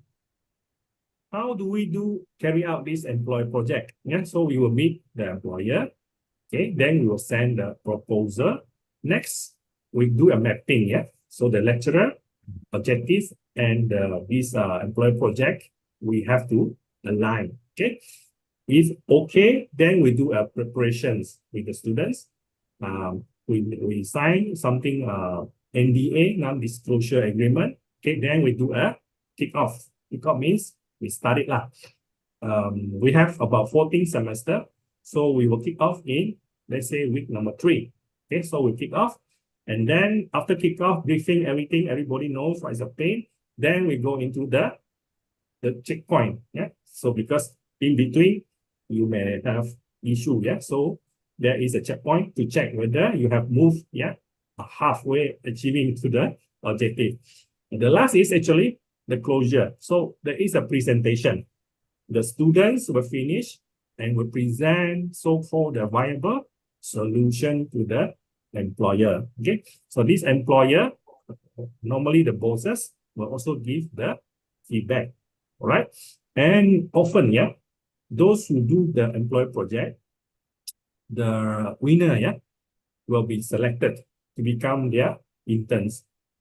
Yeah, so that is how the employer got to know the student very fast. Okay, because they already show they can do it, and yeah, it's the value that they bring into the company. So why is it? Yeah, so this is the reason, yeah. Basically, so I'm gonna not to read everything. So basically, is to get idea, yeah, from the students. All right, and what is the preparation like? Normally these are the steps we're going to. Okay, this one is just very a procedural, yeah. Basically, they need to get ready, get research background, what is the objective, and then must ask question. Yeah, during the kickoff, the student must be clear on what is to be presented. The best is actually to have written agreement. Okay, because when we talk, yeah, orally, yeah, the thing can change. So the best is have written agreement and sign, and then here we go. Yeah. And next we have to the checkpoint. Yeah. So what do we do? This is to ensure the timeline. Yeah. And then the requirements has been met. Yeah. Sometimes the expectation of the employer can be, yeah, higher than what the student can achieve normally. Yeah. But often, yeah, our student also can achieve more than what is required. So there is no issue, right? So always have a open discussion and what can be solved. Yeah, because for example, they halfway, yeah, they need budgets to go out and there is not enough budget, meaning we want to do a survey, yeah, but the transportation, yeah, is involving a lot of so-called expenses, yeah, traveling expenses. So can we ask the company yeah, to fork these expenses, so and so forth. Yeah, so these are the things will pop up. Okay, all right. Next we have this the preparation. What are the preparation? This is the final. So they need to really dress up. Yeah, get the slide ready, get the, you know, what can be asked, yeah, by the employer. Yeah, they need to get ready, even though they not be involved. Okay, so often they need to also look into the company's resources. How can their resources be used in executing the solution that they provided? Okay, normally that is the best idea. Okay, because bosses don't like to okay, this is a good idea, but I need to come up with my new resources. I need to go and buy. No, yeah, business means use whatever that they have at the moment. Yeah, as an entrepreneurship, you are kind of, you watch out your expenses. Yeah, okay, that's why the idea come in, and the student can propose something that they already have to capture or to achieve this objective. That will be the, also that will be the group winning. Yeah, from my experience. Okay. Next, so what is the preparations? So basically, these are the steps lah, yeah, okay. I think quite wordy. I just summarize for you. All right, so this is the guide. Very systematic, yeah, no need to read through, yeah, it's just a presentation, 15 minutes, yeah. They need to look good, feel good, smell good, engaging, truthful, and respectful. Yeah. So these are the so-called the keywords they need to remember lah as a student. Yeah. Look good, feel good, smell good, engaging, truthful, and respectful. So what are the sample of these employee projects that we have done at INTI? Okay, we have many. Yeah. So these are, for example, yeah, this team. Yeah. What we do. What they do is they list their profile. Okay, they will have a profile and what the project they've done. Yeah? So all these things actually they can also post up in their LinkedIn. Yeah. So whatever they've done, they can post up in the LinkedIn. It actually gives people, yeah, the idea. Even though you're in the still studying, yeah. Look, the thing that you're doing, yeah, is also equivalent to real work, yeah, because the employer came in with the real pain, yeah, real issue lah for them to solve, yeah. So these are some of the students' profile. Of course, the pain is also in terms of the problem, yeah, the problem statement. Any research that we're doing, we need to look at the problem statement. Okay, so here the problem statement, for example, how to attract and retain talent at ABC company. Okay, so this is one example. So expected outcome, yeah, is to propose and recruit strategy to attract and retain talents at XYZ. So the methodology they need to roll out, yeah, plan what kind of methodology they're going to use. Okay, and when it comes to do presentation, the use of graphics is very much encouraged, not too wordy. Yeah? So that's why when we do presentation, we use a lot of infographics. Okay, so yeah, this is to illustrate what have you done. Yeah, the survey questionnaire data is too much. Yeah, the data is overload. You need to chew and to summarize it and to present it in infographics. Yeah, so that the bosses, remember, yeah, they don't have time. They don't have time to read one. They just want you to quickly, instantly, like come to them, give them the solution, like flip like this, yeah, instantly. Okay, all right. Next, what kind of solutions? For example, here, okay, so these are some of the solutions they given for this employee project, right? So I'm not going to go into very detail. So again, some other employee project in interactions. Okay, so this is online during 2 years ago, COVID, yeah, all broke down to no face-to-face, yeah. So everything turned into online. Okay, even though online, we still managed to do it to pull through. Okay, so these are some of the example. Okay, of students and the lecturers in charge. And coverage, of course, we do have coverage for the local newspaper. Yeah, we went to the school. Okay, we went to some of the assembly hall. Yeah, this is in Negeri Sembilan near our universities. Yeah, right.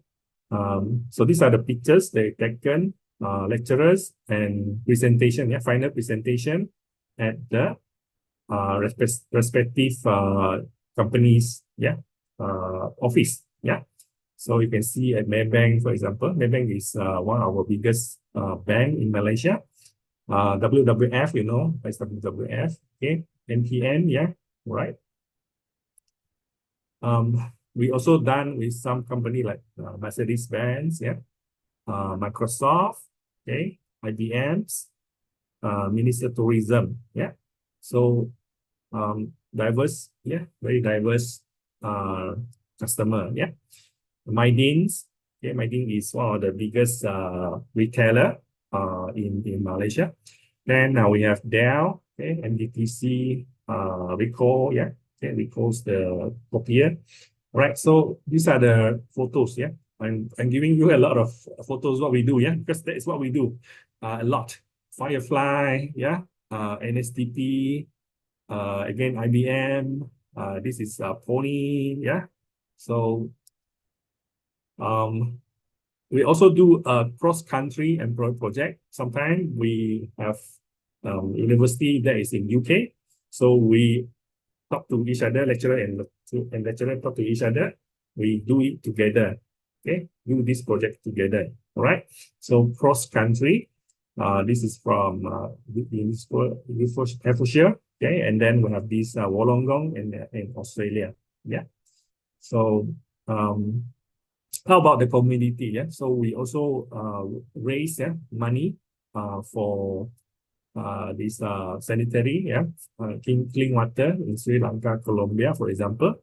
Produce green poster, a giant poster, right, or mural for WWF, yeah, for example, and then raise donations, yeah, for the WWF, for example. Roach, we have mobile apps. We do the mobile apps, okay, for the company. So of course, these are some of the brands yeah, that we collaborate. Of course, it's growing, and some of them are not included here. So yeah, our students are exposed, yeah, to the pain outside, the real pain that is outside. Okay, not just what we learn in the classroom. So these are the in words. Okay, just now, yeah, it just represent in words just now, yeah. The photo here tells a better message. Okay, so this one I just click through. Okay. So what's the testimonial? Okay, so of course they feel good. All right. The employer felt, yeah, it adds value, yeah, to what they don't know. All right. So I was able to capture different perspective, yeah, point of view from different students, which was useful for my project. Okay, I also had a chance to expose real life situation to students. Yeah, so this is from IBM. All right. Student reference. Some of the students, yeah. The real life from Pedini. Pedini is the apparel shirts. Yeah. Builds confidence. Yeah. Give us picture of the real world and help us prepare adequately. I would like to have more this kind of project in future, experience once again to present the presence of employer. Okay, so this is the year right now here. Students, yeah, students give the testimonial. Okay, so down here we have I learned how to practically use the skill I learned during class, so they can apply what I've learned and give me the experience, yeah, to work with a team and how a real project works with employer. So these are the people, the students, yeah, okay, from no experience, okay, then at least, yeah, it opens up how actually things work outside, all right? And we have lecturers also having a testimonial. Of course, it was a positive for the student to receive recognition and acknowledgement from the client. Yeah, so this is from more of the lecturer. Okay, for this project. Yeah. Next we have Hong Leong Bank. Okay. So the lecturer mentioned great opportunity for students to acquire skills that are vital in real world but missing from lecture-based classes. Yeah. Okay.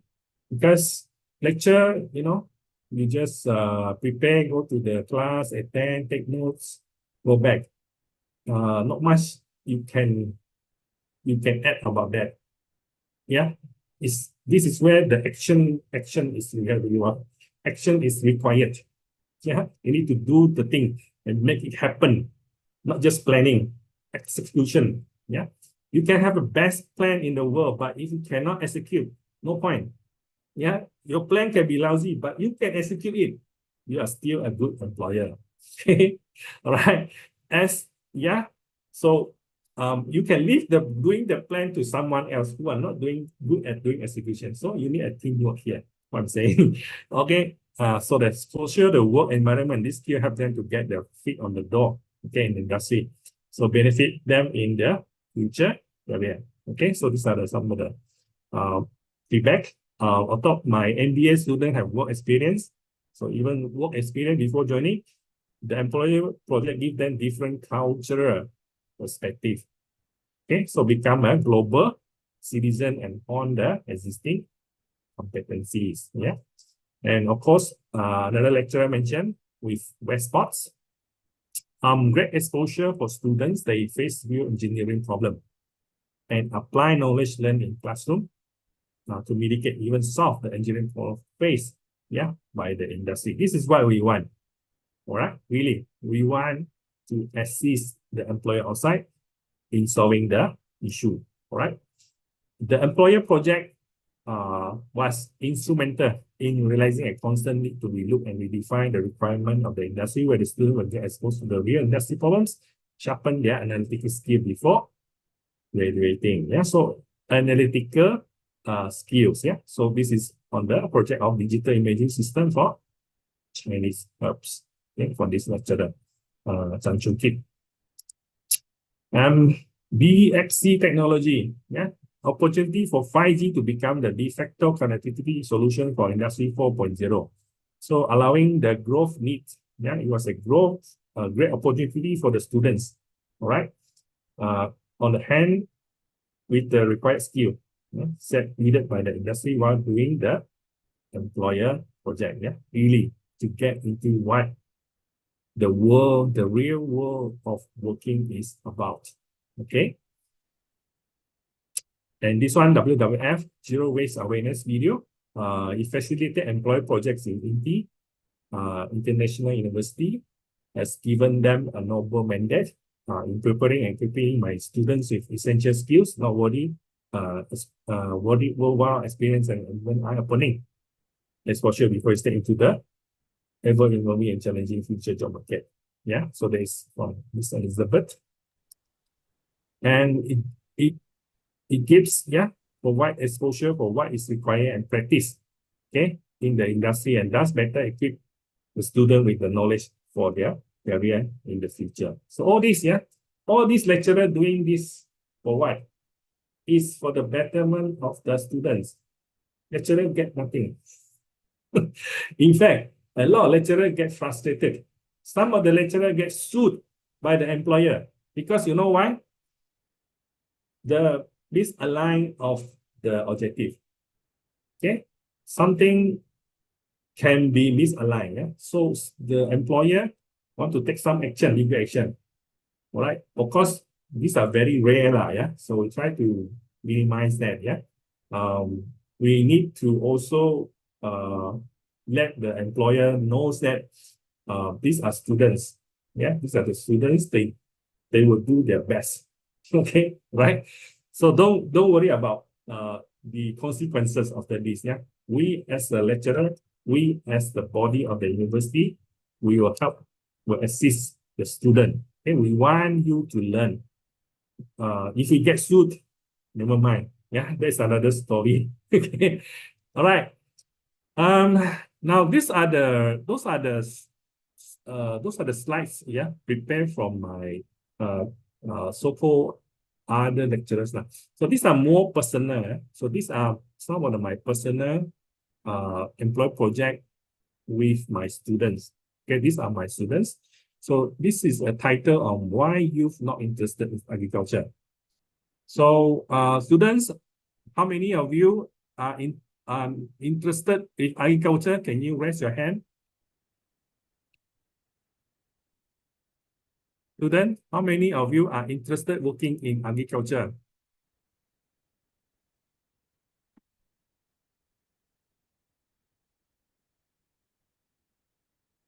Okay. Right. Interested, yeah? So are you interested? Interested? Raise your hand. Okay, there are a few yeah? They are interested to be involved in agriculture. Very good. So we need you, yeah? You are the backbone of the country. Agriculture is still very important. Yeah, so this is where one of the fertilizer company came in. They want to encourage, they want to know about the students' involvement in agriculture, because without the new blood or the young youth, yeah, joining agriculture, that country, yeah, will rely on food imports. Okay, and you are going to have a lot of money exchange go out. Yeah, no doubt you can use machines, you can use online, yeah, I mean internet helping you, but involvement of the physical person is also very important. Yeah, okay, so these are the work project they have done. My students go out and interview, and they want to know why the youth, yeah, just not interested in agriculture. Okay, so I'm not going to give you the result. I'm just showing you what we do. Yeah, and this is another title that is adoption of e-motorcycle among food delivery riders. You know that in Malaysia, in KL, motorcycles are everywhere. How many of you been to KL? How many of you been to KL? If you in KL, you know lah, yeah? In KL downtown, motorcycle. Yeah, a lot of people riding motorcycle. Most of them, they are delivering goods. Okay, they can be Grab food, Lazada or Gojek. Yeah, we don't have Gojek. Yeah, Gojek is in Indonesia.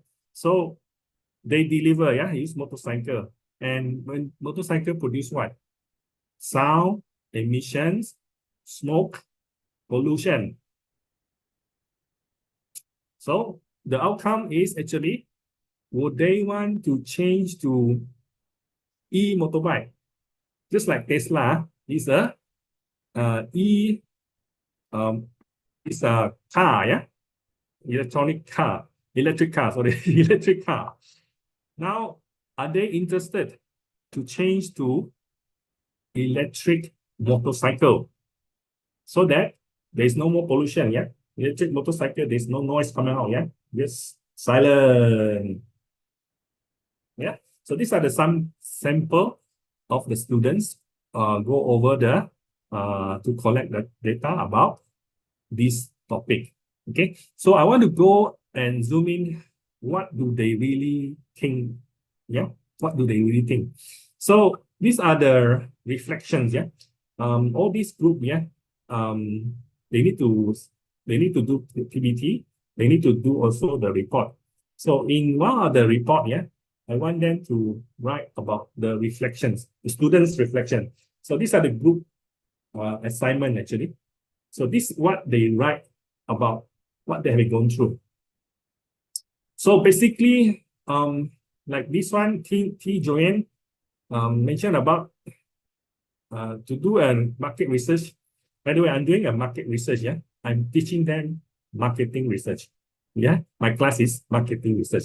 So to do a market research, really not easy to do. All right. So this is what they wrote it down here. Okay. Second, we have this MBOE. Okay. So they have learned about the effective method to obtain reliable resources for literature review.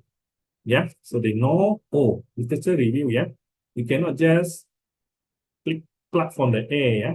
You have to take from the previous study. Yeah. Because this is also an academic research. Yeah. So they cannot just based on their own opinion. For example, they write about literature review. And here, she also mentioned about teamwork.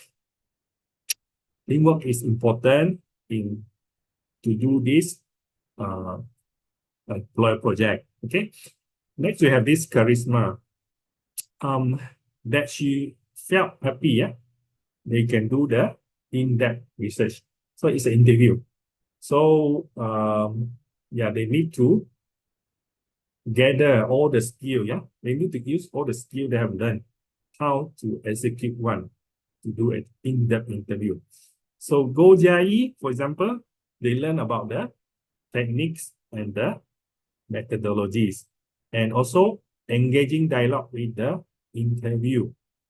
Yeah. Quite often, yeah, we interview, you need to continue engaging with them. Yeah. Now, how do you know you get the true answer? Okay. You just ask this question 3 times. You use this word. Why? Okay. Just ask 1 time why. Why you're late? You have the answer. They give you an answer. And then you say, why again? Second time why? Okay. The third time why is the true answer. Okay. The third time why you definitely get the true answer. Right. So that's why you have to continue engaging to get the real insights from the interviewee. Okay. So this is what they learn. Yeah. Okay. So these are all written by the students. Yeah. Not published or not polished one. Yeah. It's very raw. Okay. All right. So next, this one Lim Jia Chen talks about the time. Yeah. So time participation. Yeah. Time is important. And then Chong Wei Jing talks about this planning and design of questionnaire. Questionnaire also. Yeah. We don't just do our own questionnaire. In our academic research, we need to adapt or we need to adopt. Okay, this is one of the most so-called error. The student come in say, I want to do a research. I must come up with my own questionnaire. No. Okay, you no need to come up with your own questionnaire. All the questionnaire is already been done from the previous. Okay, previous study, you just need to adopt or adapt. Okay, especially you are doing a quantitative study. Because in quantitative study, there is a concept called reliability and validity. So for all the quantitative study, all your questionnaire need to reach the test of Tombach alpha, yeah, internal reliability, yeah, more than 0.7. Yeah. So how are you going to achieve 0.7 if you come up with your own questionnaire? You can never come up with that. You can never reach that. It will take you 7 years, right? So don't do that. Just, for example, okay, just adapt, yeah, or adopt from the previous questionnaire, the questionnaire from the research, yeah. So they also improve the communication skills, okay. So this one, genuine project environment for them, okay. All right. On sitting about when finish this assignment, need to educate myself on how to plan, yeah, and carry out interview. Basically, she learns about how to do a proper research already, okay, after the program. So also the practical experience of this, doing it, practical experience is doing it. And also Tao Zhongjun talks about to come out with a questionnaire is not a simple thing. So excuse me the language, yeah. So they may have grammatical error, but we know what they mean, yeah. So it's not easy, yeah. So even to come out with a proper questionnaire, okay. I'm giving you all this because this will be some things that you write when you submit your upload. So whatever I'm showing to you here are all genuine one and unpolished one. Yeah. Let's continue. Lau Kering, for example, she learns about how to analyze, of course, analyze the data.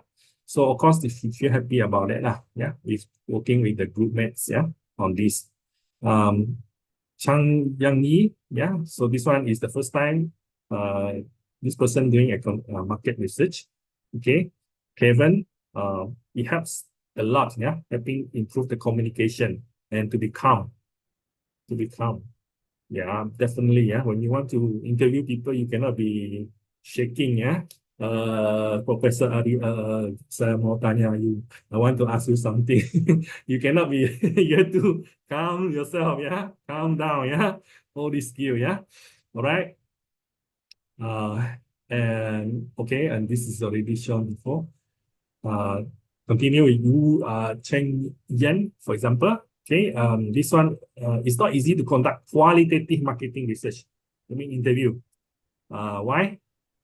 We need to find the respondent. Some people just don't want to react or to respond to the request to be interviewed. Okay, they just don't want. Okay, shy, right? And of course, could be some language barriers. Okay, all right. Next, Yong Chai mentioned about that he actually learned about not just quali, but also quanti. Now, I also expose them to quanti and quali. So I open up. Normally, lecturer will say, okay, let's just do quanti. Normally, because it's easy. Quanti has a strength. However, quali has their own strength. So quali goes deeper. Your sample size is low, 10. Quanti is to generalize. So the sample size has to be big, 400, right? So that is two different requirements for this. So she's glad that this one, she can learn both methods in one semester. Wan Chejing mentioned about this approaching riders on the street who are strangers. Okay, how many students here can go to Abang Gojek there and ask question about this? Sir, would you want to buy a electric motorbike? Would you want to do it? How many of you there? Raise your hand. How many of you can do this? Go to Gojek rider. Raise your hand. Go to the Gojek rider and do this survey. How many of you can do it? Okay, good. Okay, Catherine. Okay, good. Very brave. In marketing, you have to be brave, or doing business. You have to face many rejections. That is normal. Okay, that's good. All right. Now next, continue. Few more slides left, Kanji, for example, okay, it's experience for me, which I had no prior experience before, of course, So this is the first time they do. They also get very excited, okay. And this one here, Kong Min Jen, finding riders who were willing to interview, very difficult. Okay, I don't know why. He found out finding the willing riders to be interviewed. Okay, is tough. Teo Suji, time is tight. So you need the planning. Time management, for example. Chai Hui Yi, okay. She is glad that she can have analyzed the qualitative data on how to analyze it. Okay. Normally is we can use you stop collecting data when you reach the saturation point, yeah, for the qualitative data. Okay, you know the answer is already saturated, then you stop. Yeah. This is the first time went up the school to do a real marketing research project. Okay, so yeah, so this is the first time. Antigen, face to face, very different from online interviews. Okay, so these are the feedbacks, yeah, from the real students. Okay, so of course from all these data, I plow it for a work club. So what do they say about this project? So let's just look at this work cloud. Okay. So the work cloud comes to few words, yeah. I think teams. A lot of them talk about teamwork. Yeah. Just now our speaker also talk about teamwork. Yeah. No doubt. This one is a group assignment. So teamwork is very important. Some of you who are extrovert or who are not scared of talking to strangers, they are very good in executing the data collection. Those who are introvert, they can do the planning, and also after the data be collected, they do the analysis of the data.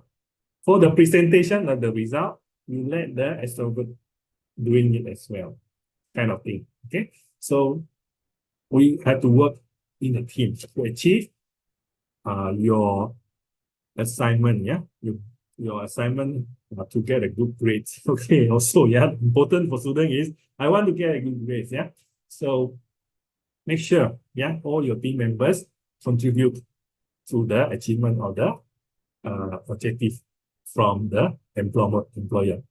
Okay, I think that is how, yeah, we a bit different, how we do things differently. We do, yeah, stress emphasis on the employer project. Okay, and it has, yeah, win-win formula for the employer, to the lecturer, and also to the students. Okay, and for the university, we also can get some ranking points for doing this. Okay, I think that's enough for my sharing, and I hope you are entertained. Yeah. So if there's any question, I will be glad to take. If yeah. So Professor Ari, that's all for my presentation today. Thank you, students, for listening and tuning in. All right. Thank you.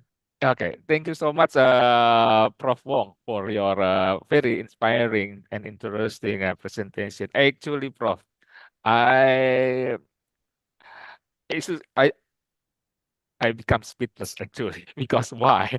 Because this is what kind of program that it should be. Yeah, it should be uh, implemented in most university or higher education institution. Why? Because actually the most problematic the most problematic problem in Indonesian, especially in higher education institution, how to create link and match, how to create what we call an alignment between what we learn in institution in education and what we can practice or implement it, yeah, with the business world, like what Inti University has done with its or their employer project.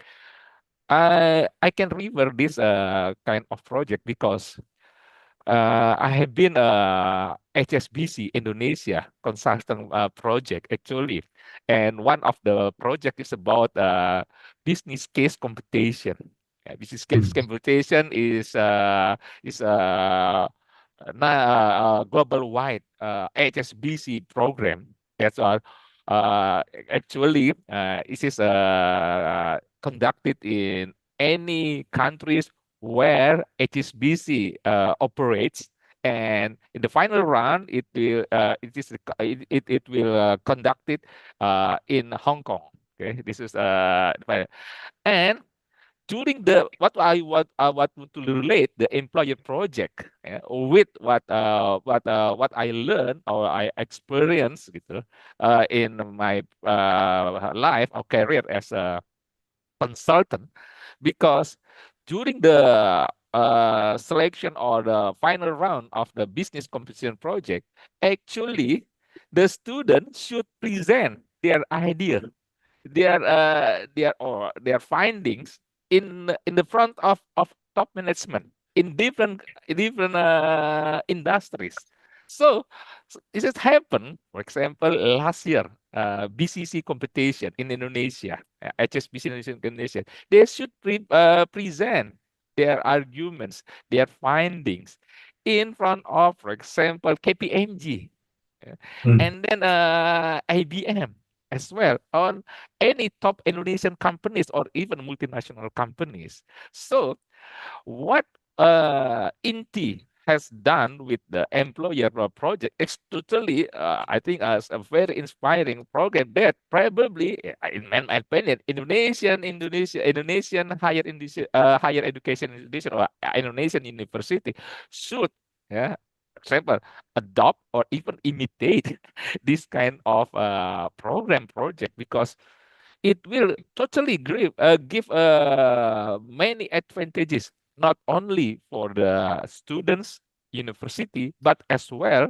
to the companies or the business world. So I think this, so, Prof, your INTI employer project so inspiring, Prof. I really I highly appreciate your your employee projects what is presented by you. Okay, Prof, continue this session. Actually, we have already gathered some question as well to explore more your employer's project. So let me share the question, so you can see the question for your session in this case. Can you see, Prof, your this slide sharing?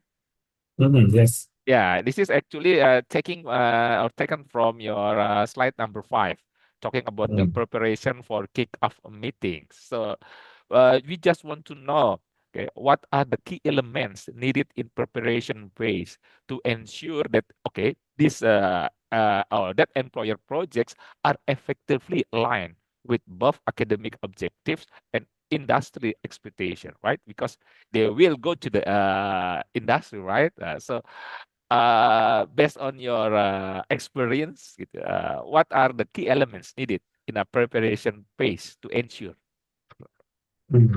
Yeah, of course, yeah. The this objective must be met, yeah, by both parties lah, yeah, so that there is no so-called cannot achieve or underachieve, yeah. So we want to have something that can be achievable. Yeah, normally objective we need to be achievable. Also, you have to be measurable, for example. Okay. Then what is measurable is something have to be very careful, because we cannot rely on just oral talks, yeah, or WeChat, yeah. So it has to be written into a very specific kind of so-called agreement. Okay. So before this, there is actually, we have papers actually. So the employers or companies will fill in the pain points. What is the main points, the pain points, yeah, points. It cannot be too vague. Yeah, like it cannot be too difficult. Yeah, it has to be something that can be achieved within 14 weeks. Yeah, remember, yeah, we have our students, yeah, we have students, they are Gen Z, they are young, okay, they have energy, but they don't have much experience.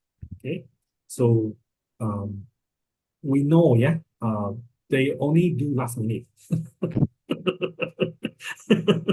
You give them 14 weeks, they only do prepare, start to do week 10, 11, only like 3, 4 weeks. So that's not so good, yeah, for employer that they will jump already. Oh my goodness, yeah. So this is something happens, yeah, we know. We as a lecturer, we need to tune, we need to follow up. Actually, we need to follow up. Okay, we need to. Sometimes we need to jump in. Yeah. We must have the idea of running this, or else how to go and guide them. Okay, I think first thing is, can the lecturer do this if the student fail? You must prepare on this, because company employer, they don't care. Okay, they don't care, because it will be put under your university name, and you have to take care or safeguard your university. Yeah. You have to perform. Once you sign, you agree, you have to perform. Okay, you means the lecturer, yeah? Not just student. Student is just there to assist you. Okay, while doing that, they learn things also. Yeah, some, of course, they are good students, they can do much better. They don't have been so much guided. They can do, faster. Now, mostly we will have fellow students. You need the guide. You need to follow up. You need to constantly, follow up on them. Like this week, what have you done? Okay, become the long-winded person. Yeah. Next week again, you chase them. What have you done? Okay, have you finished this? It is like this. Yeah, it's like that. Okay. But the employer don't care. They just, time's up. I want you to deliver. Okay, what it is. So that is, I think, number one, you get it written. Yeah, get it written down. Number two, the lecturer need to commit also. Okay. Okay, the lecturer has to commit. Whether it can be done. He should know. Cannot like, oh, we leave it to the student to decide. Cannot do, you fail them. No, cannot. If fail, then is the company will also not happy with you. Yeah. So lecturer means you can have team up with, if you feel that, oh, this is too much for me, you team up with another lecturer who are more experienced. If you cannot get it from Malaysia, you can get it from overseas. Like just now we mentioned, Wollongong, University, Hertfordshire. You tie up with them. Okay, they may have more experience on this. So don't be shy. It's also talk about the teacher's pride. Yeah, don't be like, oh, I need to learn from somebody. Teacher's pride lah, go down. No, cannot. You have to be flexible. You have to be negotiate. All these skills is needed. Yeah.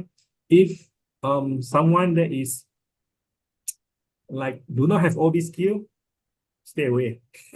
Employee project is not for you. Employee project is for other lecturer to do. Yeah. I know. We have, let's say we have 100 lecturer.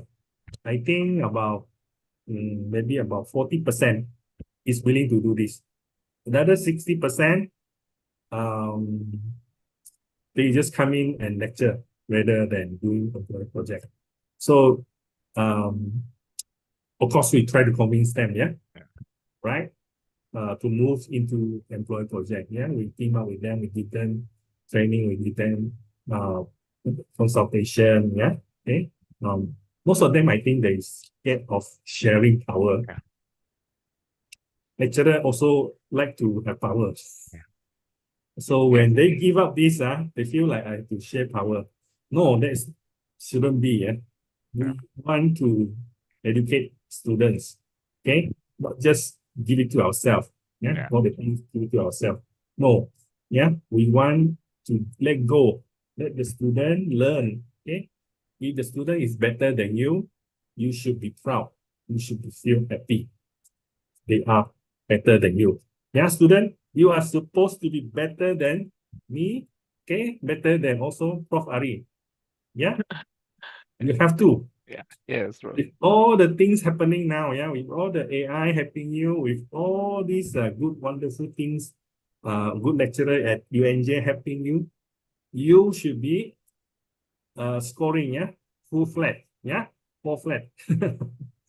Okay, yeah, that is will be my, try to answer this, yeah, this discussion. Okay, Prof. Thank you. Actually, your insights will has expanded our horizon of our thinking about how to prepare, or if you want to adapt, or if you want to imitate, or we have to try to apply the same or similar projects from from this project. We know actually what kind of key elements needed to in preparation phase. I totally agree, Prof, with your uh, insights about how to prepare. And Prof, if you don't mind, I have one another question related to your presentation. Is okay, Prof? Okay, I'll make it quick one. Okay, Prof. Actually, this is the okay. Ini Prof. Ini Prof. Talking about the project methodology, Prof. Because actually, Prof, right now, I'm teaching business intelligence course for the undergraduate. And one of the materials or the session of my class is talking about this visual, what we call dashboard, Prof. Dashboard, or yeah, this is the part of what we call visual tools like infographics, because for my finals examination, I told to my student that, okay, beside analyzing and interpreting the data, you have to present your analysis in dashboard, which is create infographics, as you told in your presentation, that even though for the problems or in the result, should be in a visual, right, infographics. So I just want to know sort a response. How can use the of visual tools like infographic enhance the way students present data analysis and solution to the real world problems during employer projects, Prof? Okay. To answer this, yeah, infographics is the other word for infographic is picture, yeah. Yes. So we have learned about this. We know about this. A picture tells 1,000 words. Yes. So one picture Agree. telling you 1,000 words. So it summarizes what you want to communicate.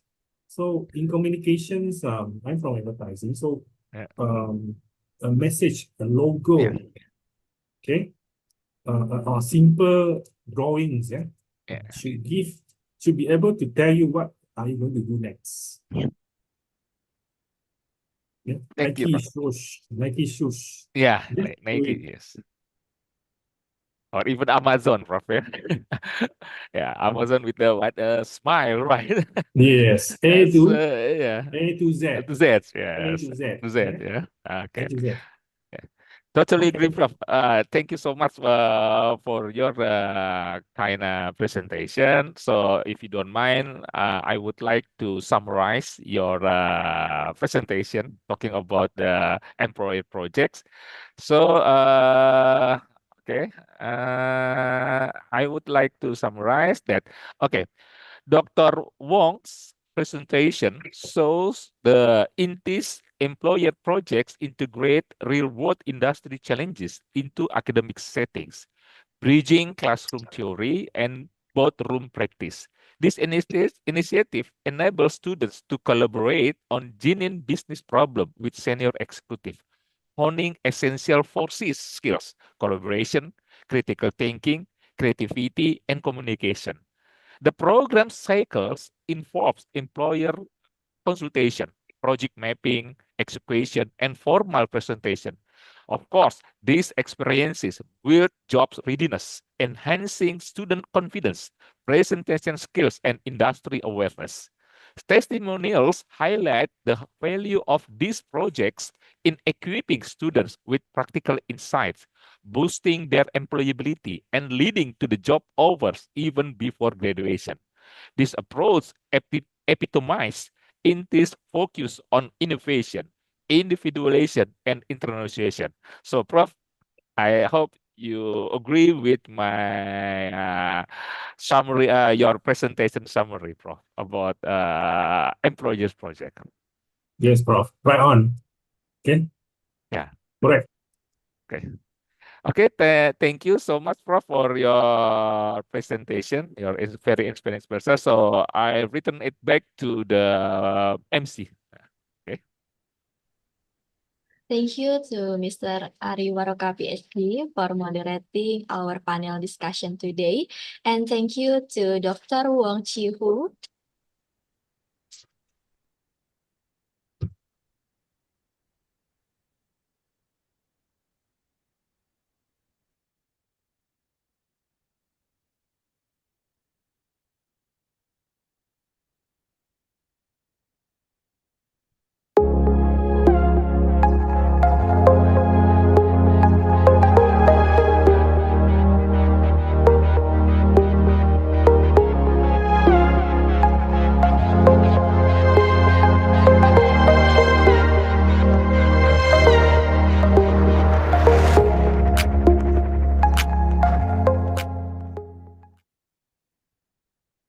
Ladies and gentlemen, to commemorate this event, we're going to have a photo session together. I would like to invite all participants to kindly turn on your camera and using the ISCBEAM 2024 video background.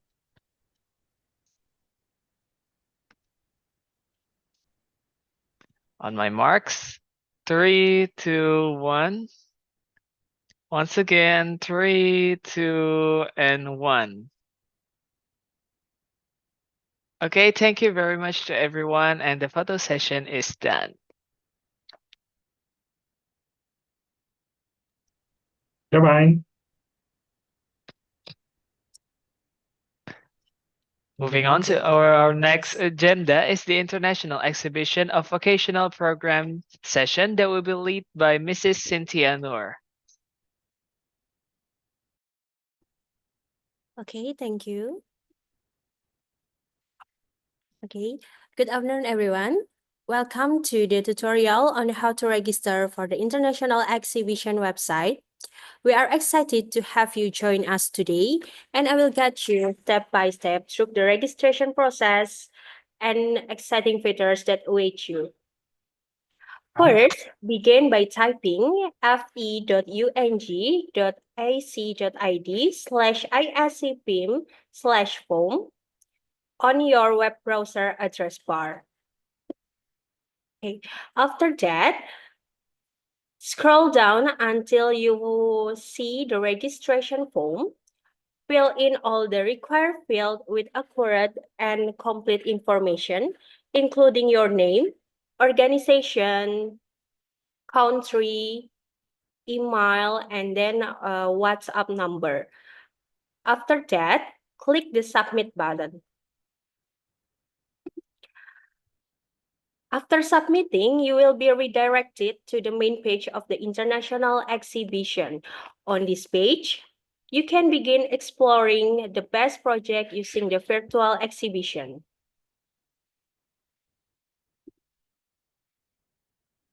If you wish to learn more about any project, click on its poster within the virtual exhibition. And then a pop-up will appear, allowing to download the poster for the further details.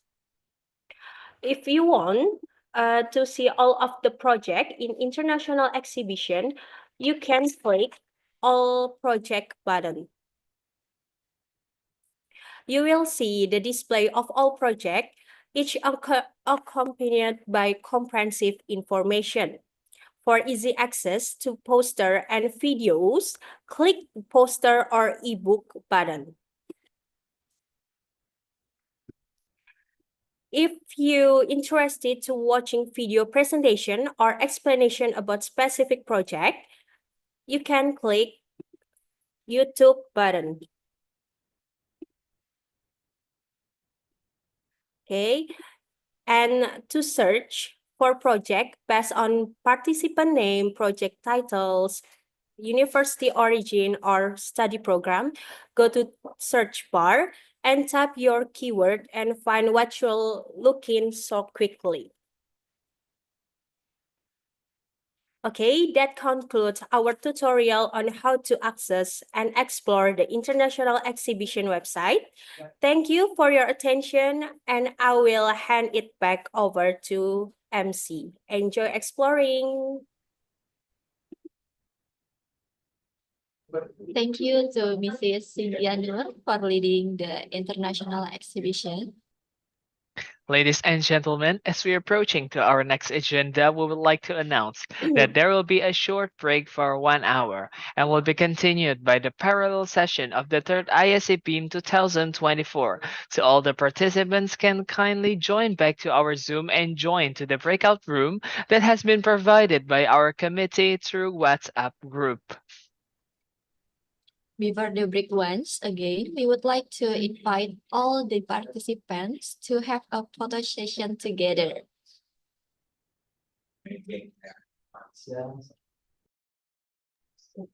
On my marks, 1, 2, 3.